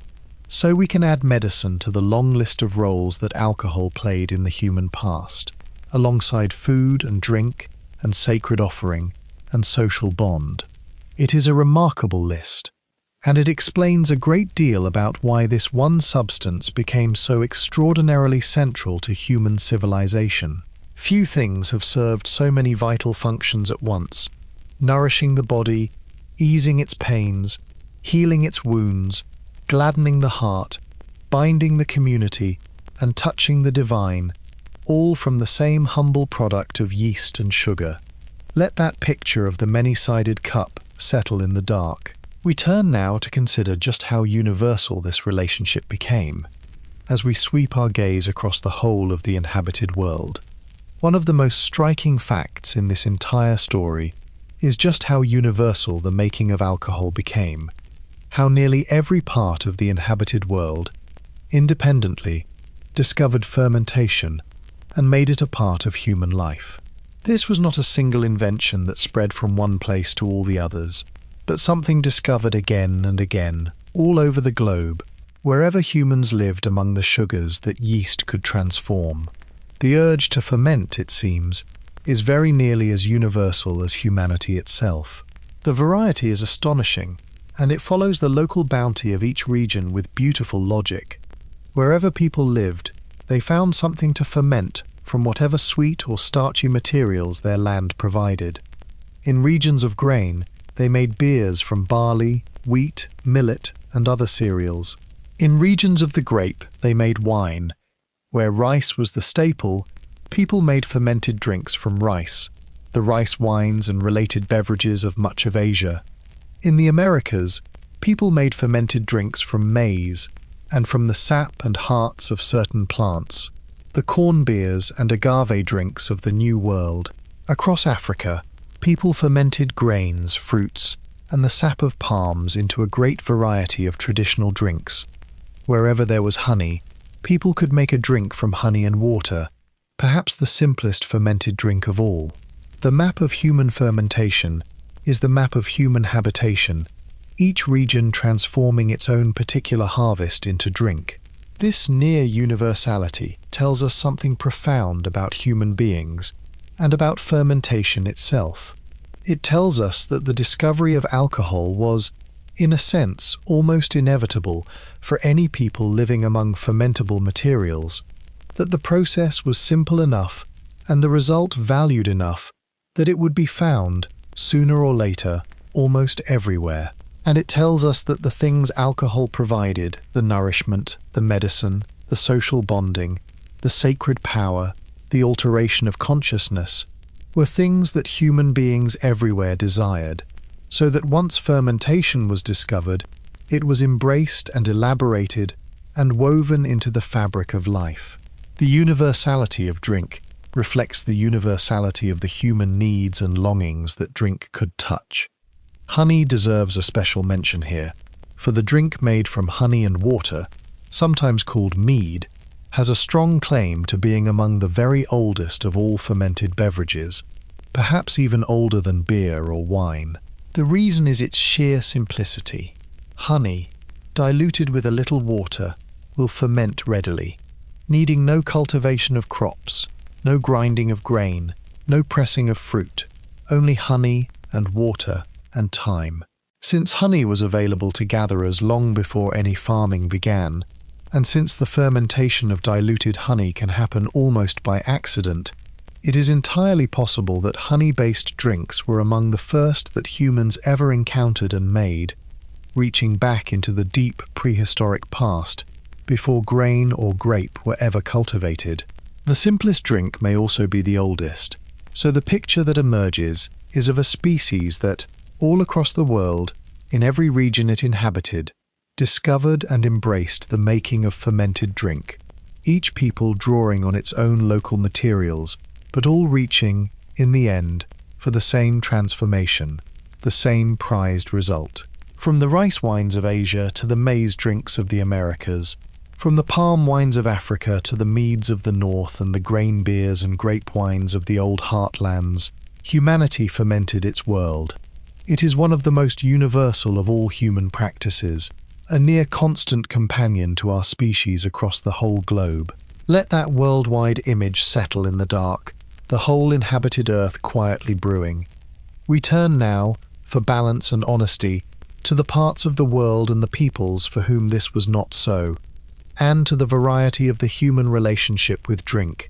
For all the near universality of fermentation, the picture was not quite complete, and honesty requires us to note the exceptions, the regions and peoples for whom alcohol was not a part of life before contact with the wider world. These exceptions are interesting and revealing, and they remind us that the story of drink, like all human stories, was varied and uneven across the globe. There were parts of the world where, for various reasons, the making of alcohol did not develop in the deep past, or developed only in limited forms. In some regions, this was a matter of available materials, a lack of the suitable sugary or starchy substances that fermentation required, particularly in harsh environments where little grew. In the far north, among peoples living in cold lands with little plant life to ferment, alcohol was largely absent from traditional life. In certain other regions too, for reasons of environment, culture, or history, fermented drink did not become established, and the peoples of these places lived without it, sometimes encountering it only much later through contact with outsiders. This variety had significant and sometimes tragic consequences when different parts of the world came into contact. Peoples who had no long history of alcohol, no deep cultural traditions and practices surrounding its use, no inherited customs for managing and limiting it, could be especially vulnerable when strong drink was suddenly introduced to them from outside. The long experience that many societies had developed over millennia, the rituals and rules and social structures that helped contain and channel the use of drink, were absent, and the introduction of alcohol, often in potent forms and disruptive circumstances, could be deeply damaging. This is a sobering chapter in the wider story, a reminder that alcohol's power to harm was real and could fall most heavily where it arrived suddenly and without the cushioning of long tradition. The existence of cultures without alcohol also offers a useful perspective on those, the great majority, that had it. It reminds us that drink, however widespread, was not strictly inevitable or universal, that human beings could and did live without it, and that its presence in most of the world reflected particular conditions, the availability of fermentable materials, and the discovery and embrace of the process, rather than some absolute necessity of human nature. The near universality of drink was striking precisely because it was not quite total, the exceptions throwing the general rule into relief. Most of humanity fermented, but not all, and the variation is part of the truth. These exceptions, then, complete and complicate our picture, adding necessary shading to the broad story of a fermenting world. The human relationship with alcohol was vast and deep, and nearly universal, but it was also varied, uneven, and shaped everywhere by local conditions and histories, with its own significant exceptions and its own darker chapters of harm and disruption. Holding all of this together, the universality and the exceptions, the nourishment and the danger, is part of telling the story honestly. Let that fuller, more balanced picture settle in the dark. We turn now to a development that came surprisingly late in the long history of drink, and that changed its nature profoundly: the invention of distillation and the birth of strong spirits. Here is something that surprises many people. For the overwhelming majority of the history we have been discussing, all of those thousands and thousands of years, the drinks that humanity made were relatively mild. The beers and wines and meads produced by simple fermentation, with a modest alcohol content limited by the nature of the process itself. The strong spirits we know today, the distilled drinks of much higher potency, are a comparatively recent development, arriving very late in the long story, and their coming changed the human relationship with alcohol in important ways. The reason for this long wait lies in the limits of fermentation. When yeast ferments sugar into alcohol, the process cannot continue indefinitely, because the alcohol itself eventually reaches a concentration that kills the yeast, halting the fermentation. This natural ceiling means that simply fermented drinks can only reach a certain modest strength and no higher, however long they are left. For all the millennia we have surveyed, this was the limit of what humanity could make: mild drinks bounded by the tolerance of the yeast that produced them. To go beyond this limit, to produce something stronger, required a wholly different and more sophisticated technique, and that technique took a very long time to develop and spread.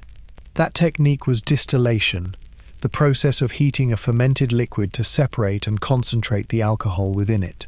Because alcohol evaporates at a lower temperature than water, a fermented drink can be gently heated so that the alcohol rises as vapor, which can then be captured and cooled back into liquid form, yielding a drink far more concentrated and potent than fermentation alone could ever produce. The principles and apparatus of distillation were developed and refined over a long period, with important advances made by scholars and alchemists in various parts of the world, who applied the technique to many substances in their quest to understand and transform matter.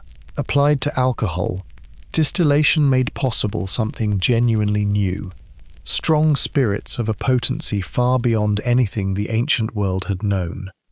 The making of distilled spirits for drinking spread and developed over the later centuries, with these powerful new drinks gradually becoming established in many parts of the world.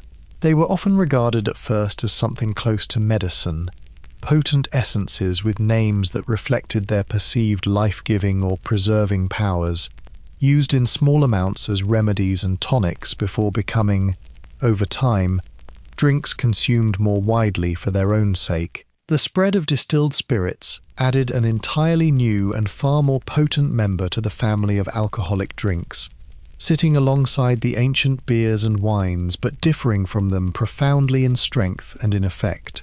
So the strong drink that we might think of as quintessentially representing alcohol is, in the long view, a latecomer, a recent arrival in a story that stretches back through countless millennia of milder fermented beverages. For almost the entire human relationship with drink, the drinks themselves were gentle things, and only at the very end of that long story did the powerful concentrated spirits appear. This matters because the much greater strength of distilled drink brought with it new pleasures but also new dangers, intensifying both the appeal and the harm of alcohol in ways the ancient world had never faced. Let that perspective settle in the dark, the long age of mild drink, and the late coming of the strong. We turn now to consider what that new strength meant. The arrival of distilled spirits, late in the long history of drink, was not merely the addition of one more beverage to the list. It represented a genuine change in the nature of humanity's relationship with alcohol, because the vastly greater strength of distilled drinks altered the whole balance of pleasure and danger that alcohol had always carried.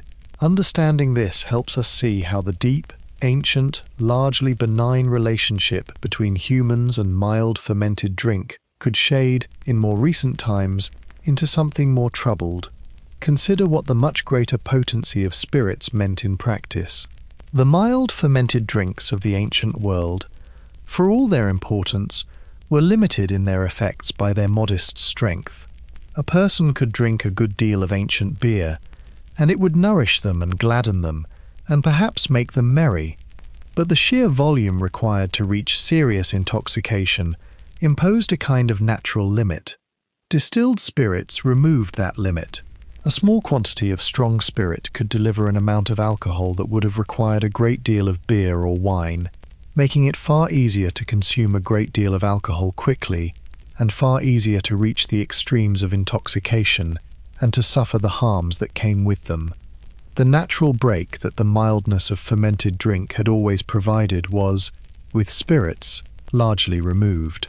This change intensified both faces of alcohol, the pleasure and the peril alike.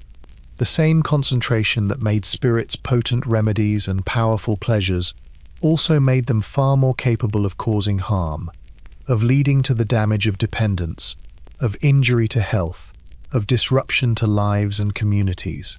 The history of the centuries following the spread of distilled spirits includes episodes in which the sudden availability of cheap, strong drink caused real and serious social harm, problems of a scale and intensity that the milder drinks of earlier ages had been less likely to produce. The strength that made spirits remarkable also made them dangerous in new ways, and societies grappled, often with difficulty, to come to terms with this powerful new form of an ancient substance. It is worth holding this development in perspective, though, and not letting it distort the longer story.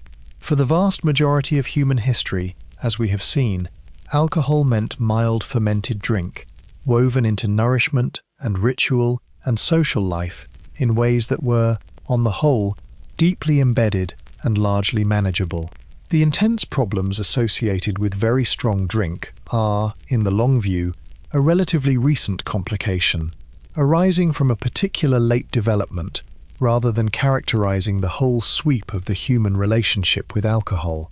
To understand that relationship truly, we have to keep the long age of mild drink at the center of the picture, with the era of strong spirits as a recent and in some ways anomalous chapter, however significant.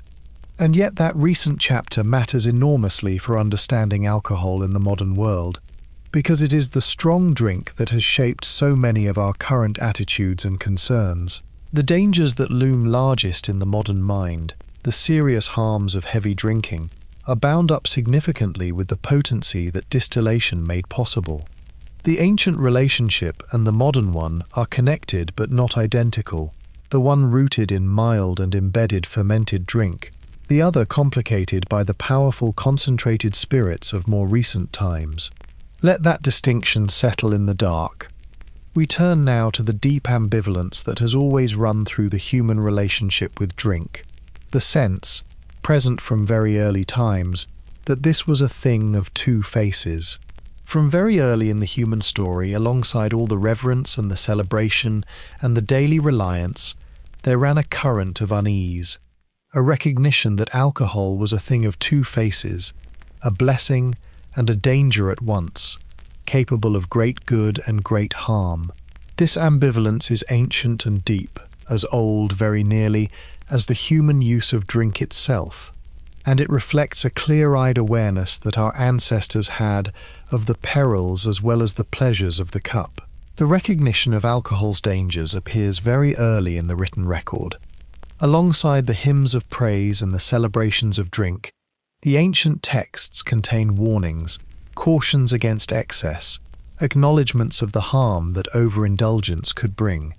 The peoples who treasured drink were under no illusions about its capacity for damage, having observed across countless generations the ways that excessive drinking could harm health, impair judgment, provoke conflict, and bring ruin to individuals and families.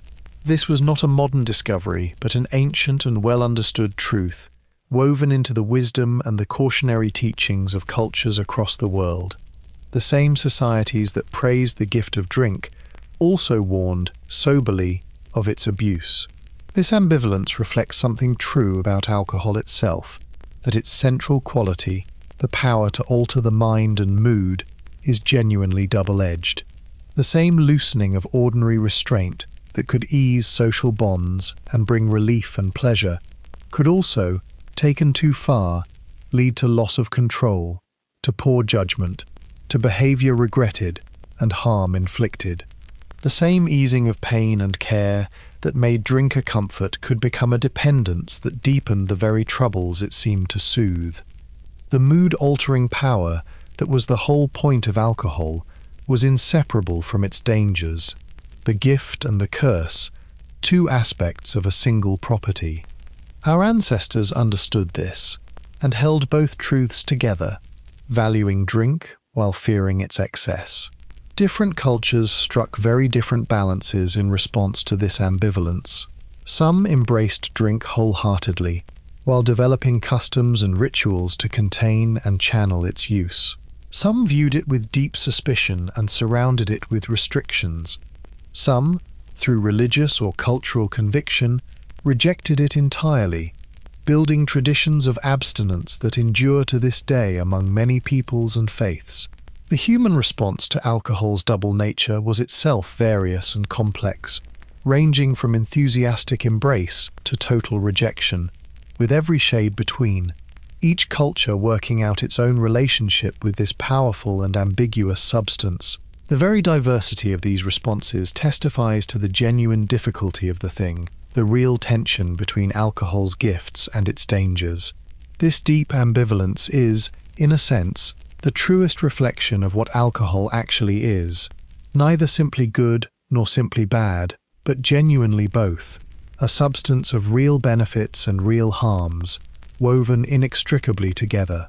The long human relationship with drink has always been a negotiation with this double nature, an attempt to grasp the gifts while containing the dangers, a balance struck and restruck across cultures and ages with varying success. To tell the story honestly is to honor this complexity, to celebrate neither drink nor abstinence, but to see clearly the genuinely two-faced character of one of humanity's oldest and most significant companions. Let that balanced and honest view settle in the dark. We turn now to one of the chief ways that societies tried to manage drink's double nature, through law and regulation. Given alcohol's double nature, its capacity for both benefit and harm, it is no surprise that human societies, almost from the beginning of recorded history, sought to regulate it, to manage and control its production, sale, and consumption through rules and laws and customs.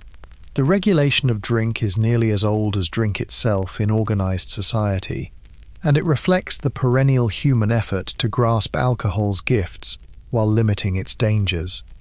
The earliest law codes that survive from the ancient world already contain provisions concerning drink and the places where it was sold and consumed. The drinking establishments of the ancient world, the taverns and alehouses where people gathered to drink, were subject to rules and oversight, their conduct regulated, their keepers held to certain standards and responsibilities. This early regulation tells us that the social management of drink, the recognition that its sale and consumption needed some degree of control, was understood from the very dawn of organized society. As soon as humans were writing laws at all, some of those laws concerned the cup. Across the ages that followed, the regulation of drink took countless forms in countless societies. There were rules governing where and when and to whom drink could be sold, restrictions on the places of drinking, requirements placed on those who made and sold alcohol. There were taxes, for drink, being so widely desired and consumed, became an important source of revenue for states and rulers, who learned that the universal appetite for alcohol could be made to fill the public coffers. The taxation of drink became, over time, a significant feature of how many states funded themselves, binding alcohol into the machinery of government and public finance in yet another way. The cup was not only regulated but taxed, its universality making it a reliable wellspring of revenue. The regulation of drink also reflected, and sometimes drove, the moral and social attitudes of different societies toward alcohol. Periods and places of relative permissiveness alternated with periods and places of strictness and concern, as societies wrestled with the balance between drink's accepted role and its potential for harm. At times, alarm about the social consequences of drinking, particularly with the rise of strong spirits, led to intense efforts at restriction and control, campaigns to limit or even prohibit alcohol that left their mark on history. The regulation of drink was never a settled matter but an ongoing negotiation, shifting with changing circumstances, attitudes, and concerns, a continual working out of society's relationship with a substance it could neither fully embrace nor entirely renounce. In all of this, we see humanity grappling, across the whole of recorded history, with the same fundamental challenge: how to live with a substance that offered so much and threatened so much, that was woven so deeply into life and yet carried such real dangers. The laws and taxes and rules and campaigns were all attempts to manage this difficult companion, to find some workable balance, some way of containing the harms while preserving the benefits. That this effort has continued, in one form or another, from the earliest law codes to the present day, tells us how enduring and how genuinely difficult the challenge has been. The regulation of the cup is the long record of humanity trying to live wisely with one of its most powerful and ambiguous creations. Let that long effort settle in the dark. We turn now, as our journey begins to draw toward its close, to reflect on why this one substance came to matter so very much. As we draw toward the end of our long journey, it is worth pausing to marvel at the sheer scale of what we have traced, and to ask the deep question that hangs over all of it. How did this happen? How did a simple chemical process, the feeding of yeast on sugar, come to play such an enormous and pervasive role in the entire human story? Why did this one substance, of all the things in the world, weave itself so deeply into nearly every dimension of human life?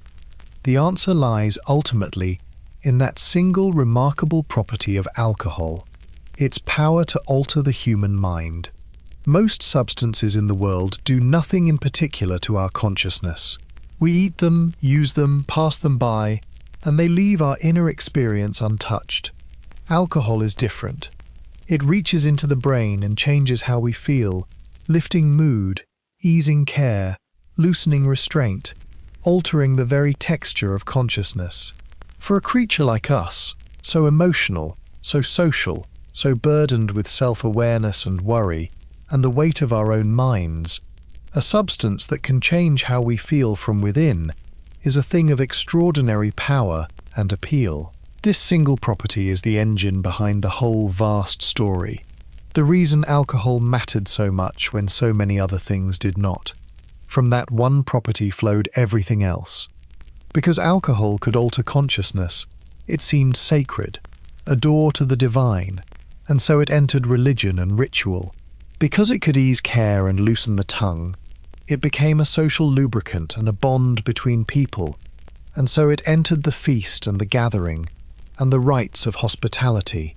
Because it could dull pain and calm distress, it became medicine, and so it entered the healer's craft. Because it was desired by everyone, it became valuable, a thing to be made and traded and taxed and paid in wages, and so it entered the economy and the state. Because it was nourishing and reliable, it became a daily food, and so it entered the ordinary diet of ordinary people. Every one of these vast roles traces back, in the end, to that single power to change how we feel, radiating outward into every corner of human life. There is something humbling in recognizing this, in seeing how much of the grand human story rests upon so small and simple a foundation. The temples and the laws, the feasts and the economies, the medicines and the rituals, all of this elaborate human edifice, built in part around the waste product of a microscopic fungus, prized because of what it does to a few delicate processes in the brain. It is a reminder of how deeply we are shaped by our own chemistry, how the grand structures of culture and civilization rest upon the humble facts of our biology, how a small molecule that happens to fit certain locks in the human brain could ripple outward to touch nearly everything we have ever done.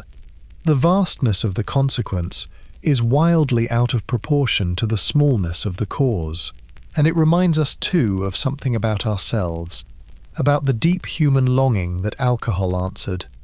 We are creatures who seek to change how we feel, who reach for comfort and connection and transcendence and relief, who do not simply accept our given state of mind, but try, constantly, to alter and improve it. Alcohol was one of the oldest and most universal answers to that longing, one of the first tools our species found for reaching beyond the ordinary condition of consciousness. The enormous role it played reflects the enormous depth of the need it met, a need that is among the most fundamental and revealing things about what it is to be human. Let that reflection settle in the dark. We turn now to consider the sheer continuity of it all, the unbroken thread running through the whole of human time. One of the most moving things about the story we have traced tonight is its sheer continuity, the way it runs unbroken through the entire span of human existence, connecting people across vast gulfs of time into a single shared experience. From the deepest prehistory to the present day, the human relationship with drink forms a continuous thread, and to contemplate it is to feel, in a quiet way, our connection to all the generations that have gone before. Think of the immense reach of it, the same basic experience, the gathering of people around shared drink, the warmth and loosening and connection it brought, links the prehistoric foragers at their ancient feasts, to the citizens of the first cities raising their cups of beer, to the worshippers pouring libations to their gods, to the mourners leaving drink in tombs, to the labourers receiving their daily ration, to the revellers at countless feasts across countless centuries, all the way down to people gathering over a drink tonight, somewhere in the world, at this very moment. The particular drinks changed, the customs and meanings shifted, but the essential human experience, the shared cup, the altered mood, the moment of connection, ran on unbroken through it all, the same thread woven through every age. This continuity connects us, intimately, to people impossibly distant from us in time. When we consider an ancient Sumerian drinking beer, or a prehistoric gatherer sharing a fermented honey drink, we are not contemplating something alien and incomprehensible, but something deeply familiar, an experience we ourselves can recognize and share. The longing for comfort and connection, the pleasure of shared drink, the easing of the day's cares, these are things we have in common with people who lived thousands upon thousands of years ago. a point of genuine kinship across the vast distance of time. In the shared cup, we touch hands, however faintly, with the whole of our ancestry, joined to them by one of the oldest and most universal of human experiences. And the thread runs forward as well as back, for the human relationship with drink continues, and will continue, carrying the ancient story into the future. The drinks we make today, the customs surrounding them, the meanings we attach to them, are the latest chapter in a story that began before history and shows no sign of ending. A story we are still writing, still living. When we drink, we participate, whether we know it or not, in one of the oldest of all human traditions, joining a line that stretches back through the whole of our existence and forward into times we will never see. We are a moment in a very long story, inheritors of an ancient practice, passing it on in turn. There is something that can quiet and steady the mind in this thought, this sense of belonging to a continuity so much vaster than ourselves. The small moment of a shared drink, so ordinary and easily overlooked, turns out to be a thread connecting us to the entire human past and future, to the whole great procession of our kind across the ages. We are not isolated and alone in our experience, but joined, through this most ancient of practices, to countless others who have lived and felt and gathered as we do.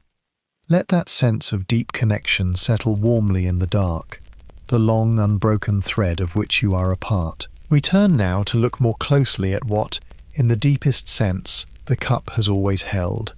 As we near the end of our long wandering through the history of drink, let us ask the deepest question of all, the question beneath all the others. What was it, really, that people were seeking, across all those ages, when they reached for the cup? What did the drink truly hold, beyond the simple chemistry of alcohol, that made it so precious to so many, for so long? The answer, I think, takes us into the very heart of what it is to be human. On the surface, of course, people sought the effects of alcohol, the lifting of mood, the easing of care, the warmth and the loosening and the pleasure. But beneath these immediate effects lay deeper longings, longings that the cup seemed, however imperfectly, to answer. There was the longing for connection, for the dissolving of the barriers that separate us from one another, for the warmth of true fellowship and belonging, and the shared drink seemed to offer a path toward it, a way of coming together and feeling, for a while, less alone. So much of drink's role was social, and beneath the sociability lay this profound human need for connection, for community, for the easing of our fundamental separateness from one another. There was the longing for relief, for respite from the pains and cares and sorrows of existence, for some easing of the weight that life lays upon us. Existence is hard, and has always been hard, full of toil and loss and fear and grief, and the cup offered, however briefly and imperfectly, a measure of relief, a softening of the edges, a temporary lightening of the burden. Much of the human reaching for drink across the ages was a reaching for this respite, this momentary ease, and beneath it lay the universal human experience of suffering and the universal longing for comfort in the face of it. The cup was, among everything else, a comfort against the hardness of being alive, and there was the longing for transcendence, for some experience beyond the ordinary, some touching of the sacred or the ecstatic, some momentary lifting out of the mundane condition of everyday consciousness.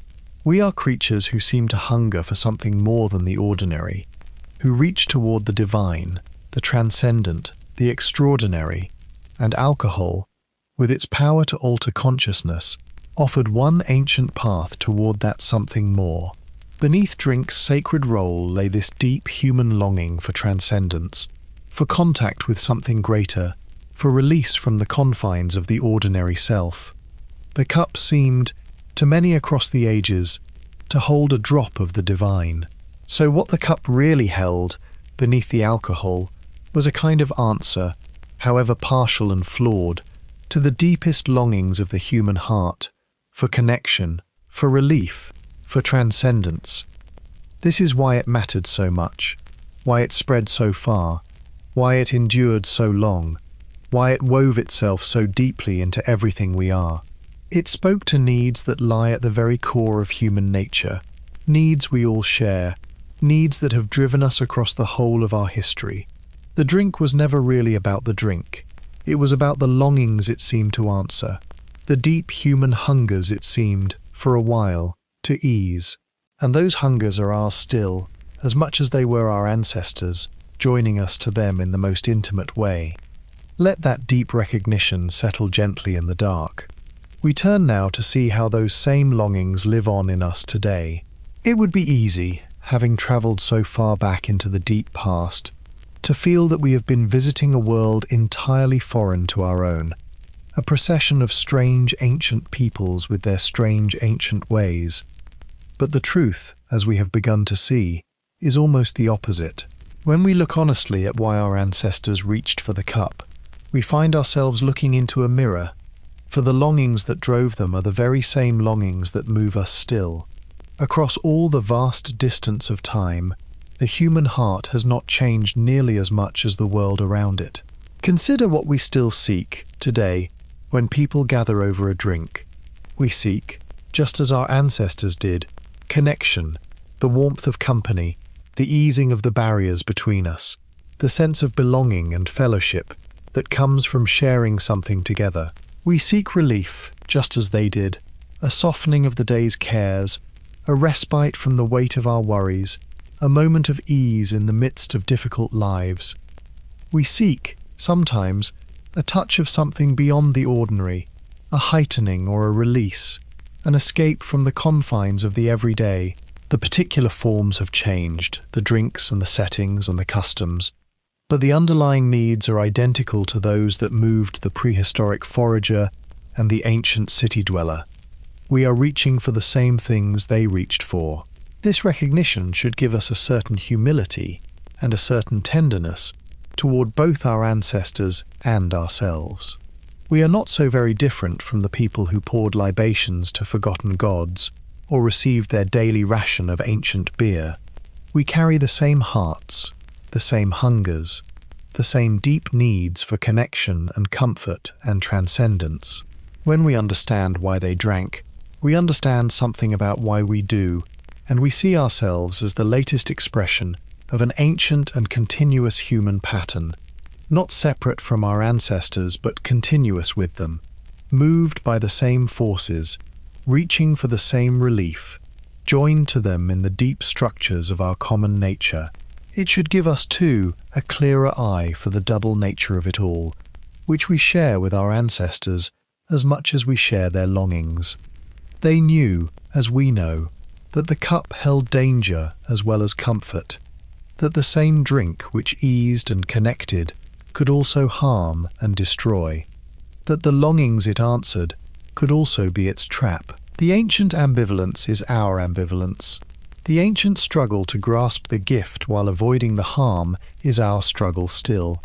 In this too we are continuous with them, inheritors not only of the longing for drink, but of the age-old difficulty of living wisely with it, a difficulty that each generation, including our own, must work out anew. There is something steadying in seeing ourselves this way, as part of a long human continuity, rather than as isolated moderns. Our reaching for connection and comfort and relief is not a personal failing or a modern peculiarity, but a deep and ancient human characteristic, shared with the whole of our species across the whole of its existence. The longings we feel are old, older than history, woven into what we are, and there is a kind of peace in recognizing them as such, in seeing our own hearts reflected in the deep mirror of the human past. We are not alone, and we are not new. We are the latest carriers of an ancient human story. Let that recognition settle gently in the dark. We turn now to what this long view might give us, as we begin, at last, to let the whole subject go. As our journey nears its end, let us reflect for a moment on what it means to have taken this long view, to have followed the human relationship with drink across the whole vast span of our existence.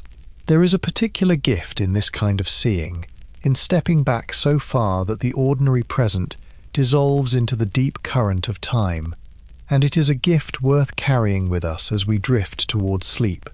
When we see any human practice in the full depth of its history, it changes how we understand it.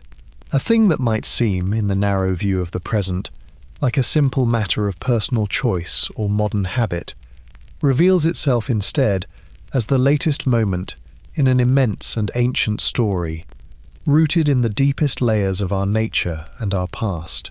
The cup in the hand tonight is connected by an unbroken thread to the fermenting fruit of the primeval forest, to the bodies of our distant ancestors, to the first feasts and the first cities and the long procession of the ages.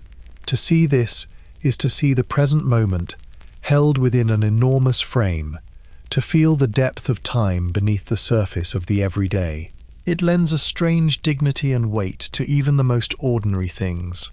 This long view brings, too, a certain gentleness and perspective.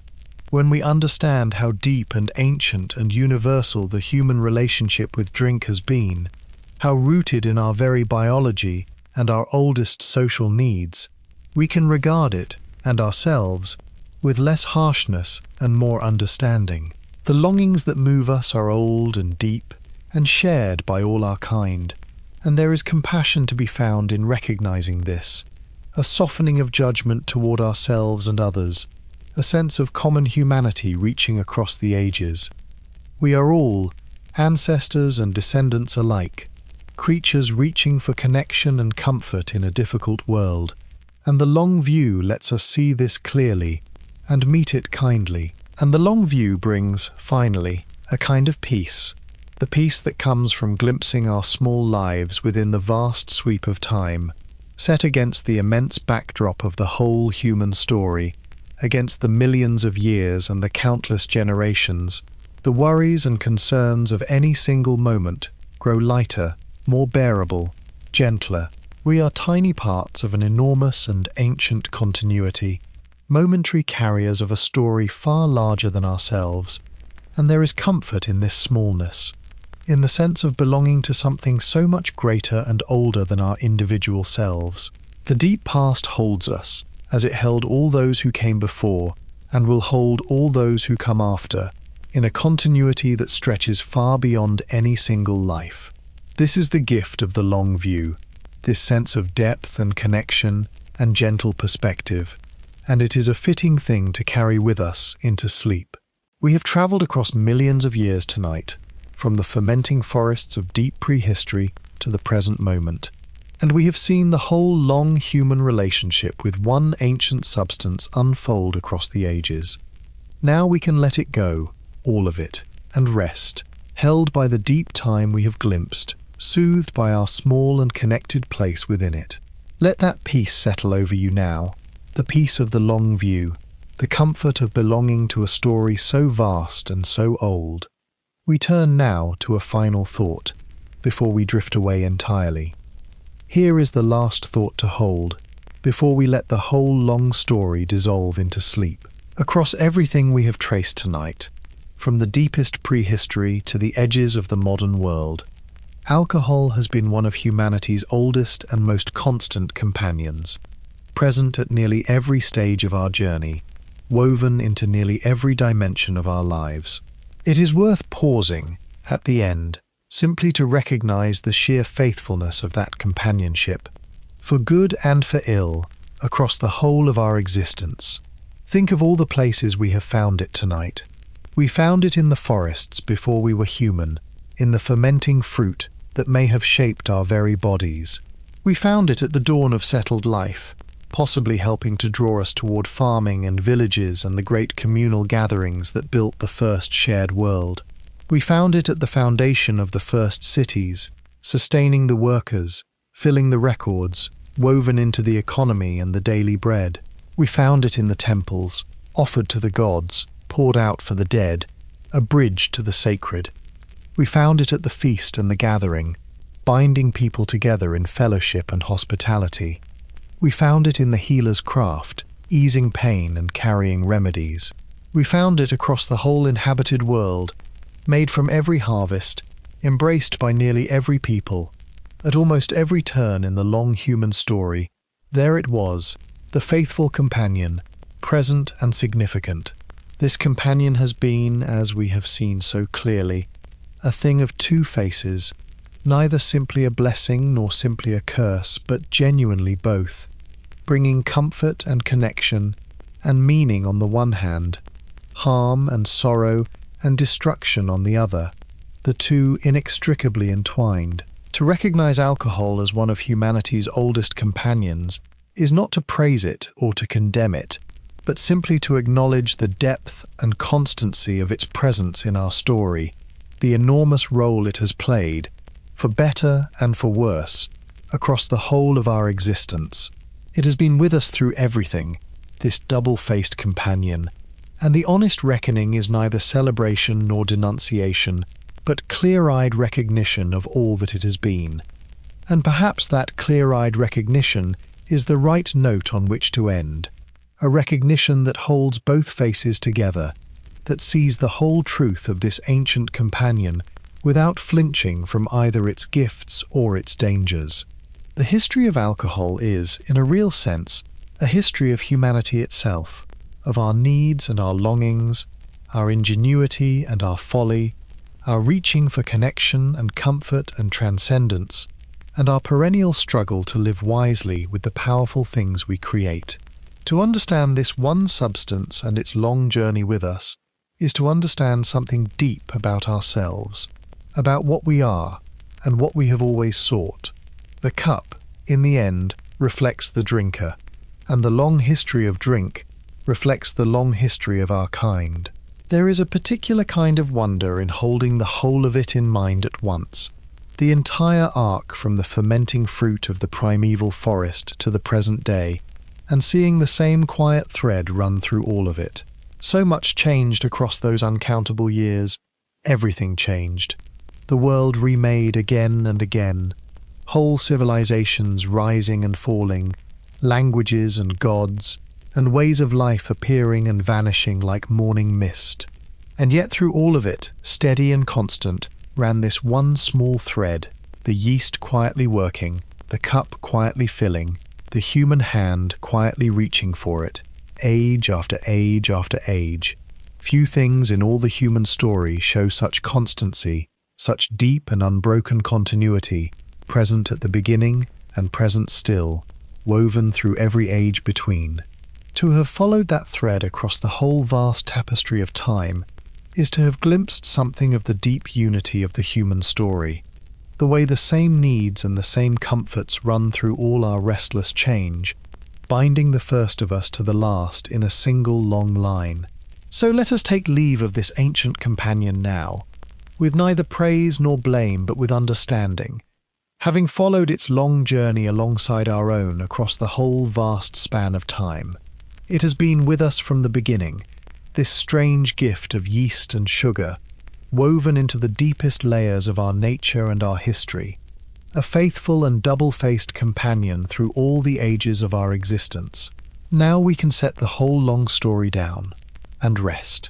Let it settle, finally, in the dark, the recognition of one of our oldest companions, seen whole and true. We turn now, at last, towards sleep. So let it all go now, gently, the whole long story we have wandered through tonight, the entire vast journey across the ages. Let it fade, the way the deep past fades, the way millions of years dissolve into a soft and shapeless distance, the fermenting forests and the first feasts and the ancient cities all growing dim and quiet and far away, until there is only the warm dark, and your own slow breathing, and the gathering tide of sleep. Let the forests of deep prehistory grow still, with their fallen fruit quietly bubbling on the forest floor. Let the first feasts fall silent, the gatherings dispersing into the dark. Let the first cities sleep, their breweries cooling, their records closing, their workers laying down the day's labor at last. Let the temples grow quiet, the offered cups emptied, the gods grown distant and dim. Let the long procession of all the ages, all the countless people who ever raised a cup or shared a drink, or sought a moment's connection and comfort, drift gently away into the deep dark of the past. All of them long at peace now, all of them resting, beyond all longing and all care. They are gone, every one of them, the foragers and the brewers and the priests and the labourers, centuries and millennia at rest. And there is a great soft quiet where all their gatherings once were. Let them rest. And now, at last, so can you. Feel the warmth of your bed, soft and safe around you. Feel the weight of the blanket, gentle upon you. Feel how your body is held, how there is nothing you need to do and nowhere you need to be, how the whole long day and the whole long history we have travelled can simply be set down now and released. Feel your breathing slow and your shoulders soften and the small cares of the day loosen their grip, one by one, and drift away into the dark, like distant lights going out across a sleeping land, until there is only you, and the warmth, and the deep and rising quiet. You are part of something vast and old and gentle, a thread in the long weave of human time, joined to all the countless others who have lived and rested before you. There is comfort in that, in your small and connected place within the great continuity, held by the deep past as all of them were held, carried along in the long, slow current of our kind. You do not have to hold any of it. You do not have to remember a single name or date or place. You can simply let it all dissolve, the whole long story, into the soft and shapeless dark, and rest, as countless others have rested, at the end of the long day. There is no hurry now, none at all. The whole long story has already happened, all of it, every age and every cup, and it asks nothing more of you tonight than that you let it settle and rest. Picture, if it soothes you, the slow deep current of time itself, the unhurried river of the ages flowing on, carrying everything gently downstream, the forests and the feasts and the cities and the countless quiet lives, all of it drifting softly along in the great slow current, and you among them, carried to, held to, sinking deeper with every slow breath. There is nothing to grasp and nothing to keep. The current carries it all, and the current carries you, down and down, into the soft, dark water of sleep, where the long story dissolves at last into stillness, and there is only the warmth, and the quiet, and the gentle, endless flow. And if any last image still lingers at the edge of your thoughts, some fermenting forest, some ancient feast, some cup raised in some forgotten hall, let it grow soft now, and slow, and distant, the way a story fades as you slip past its edge into sleep, the images dimming, the voices receding, the whole long human procession dissolving quietly into the warm and shapeless dark.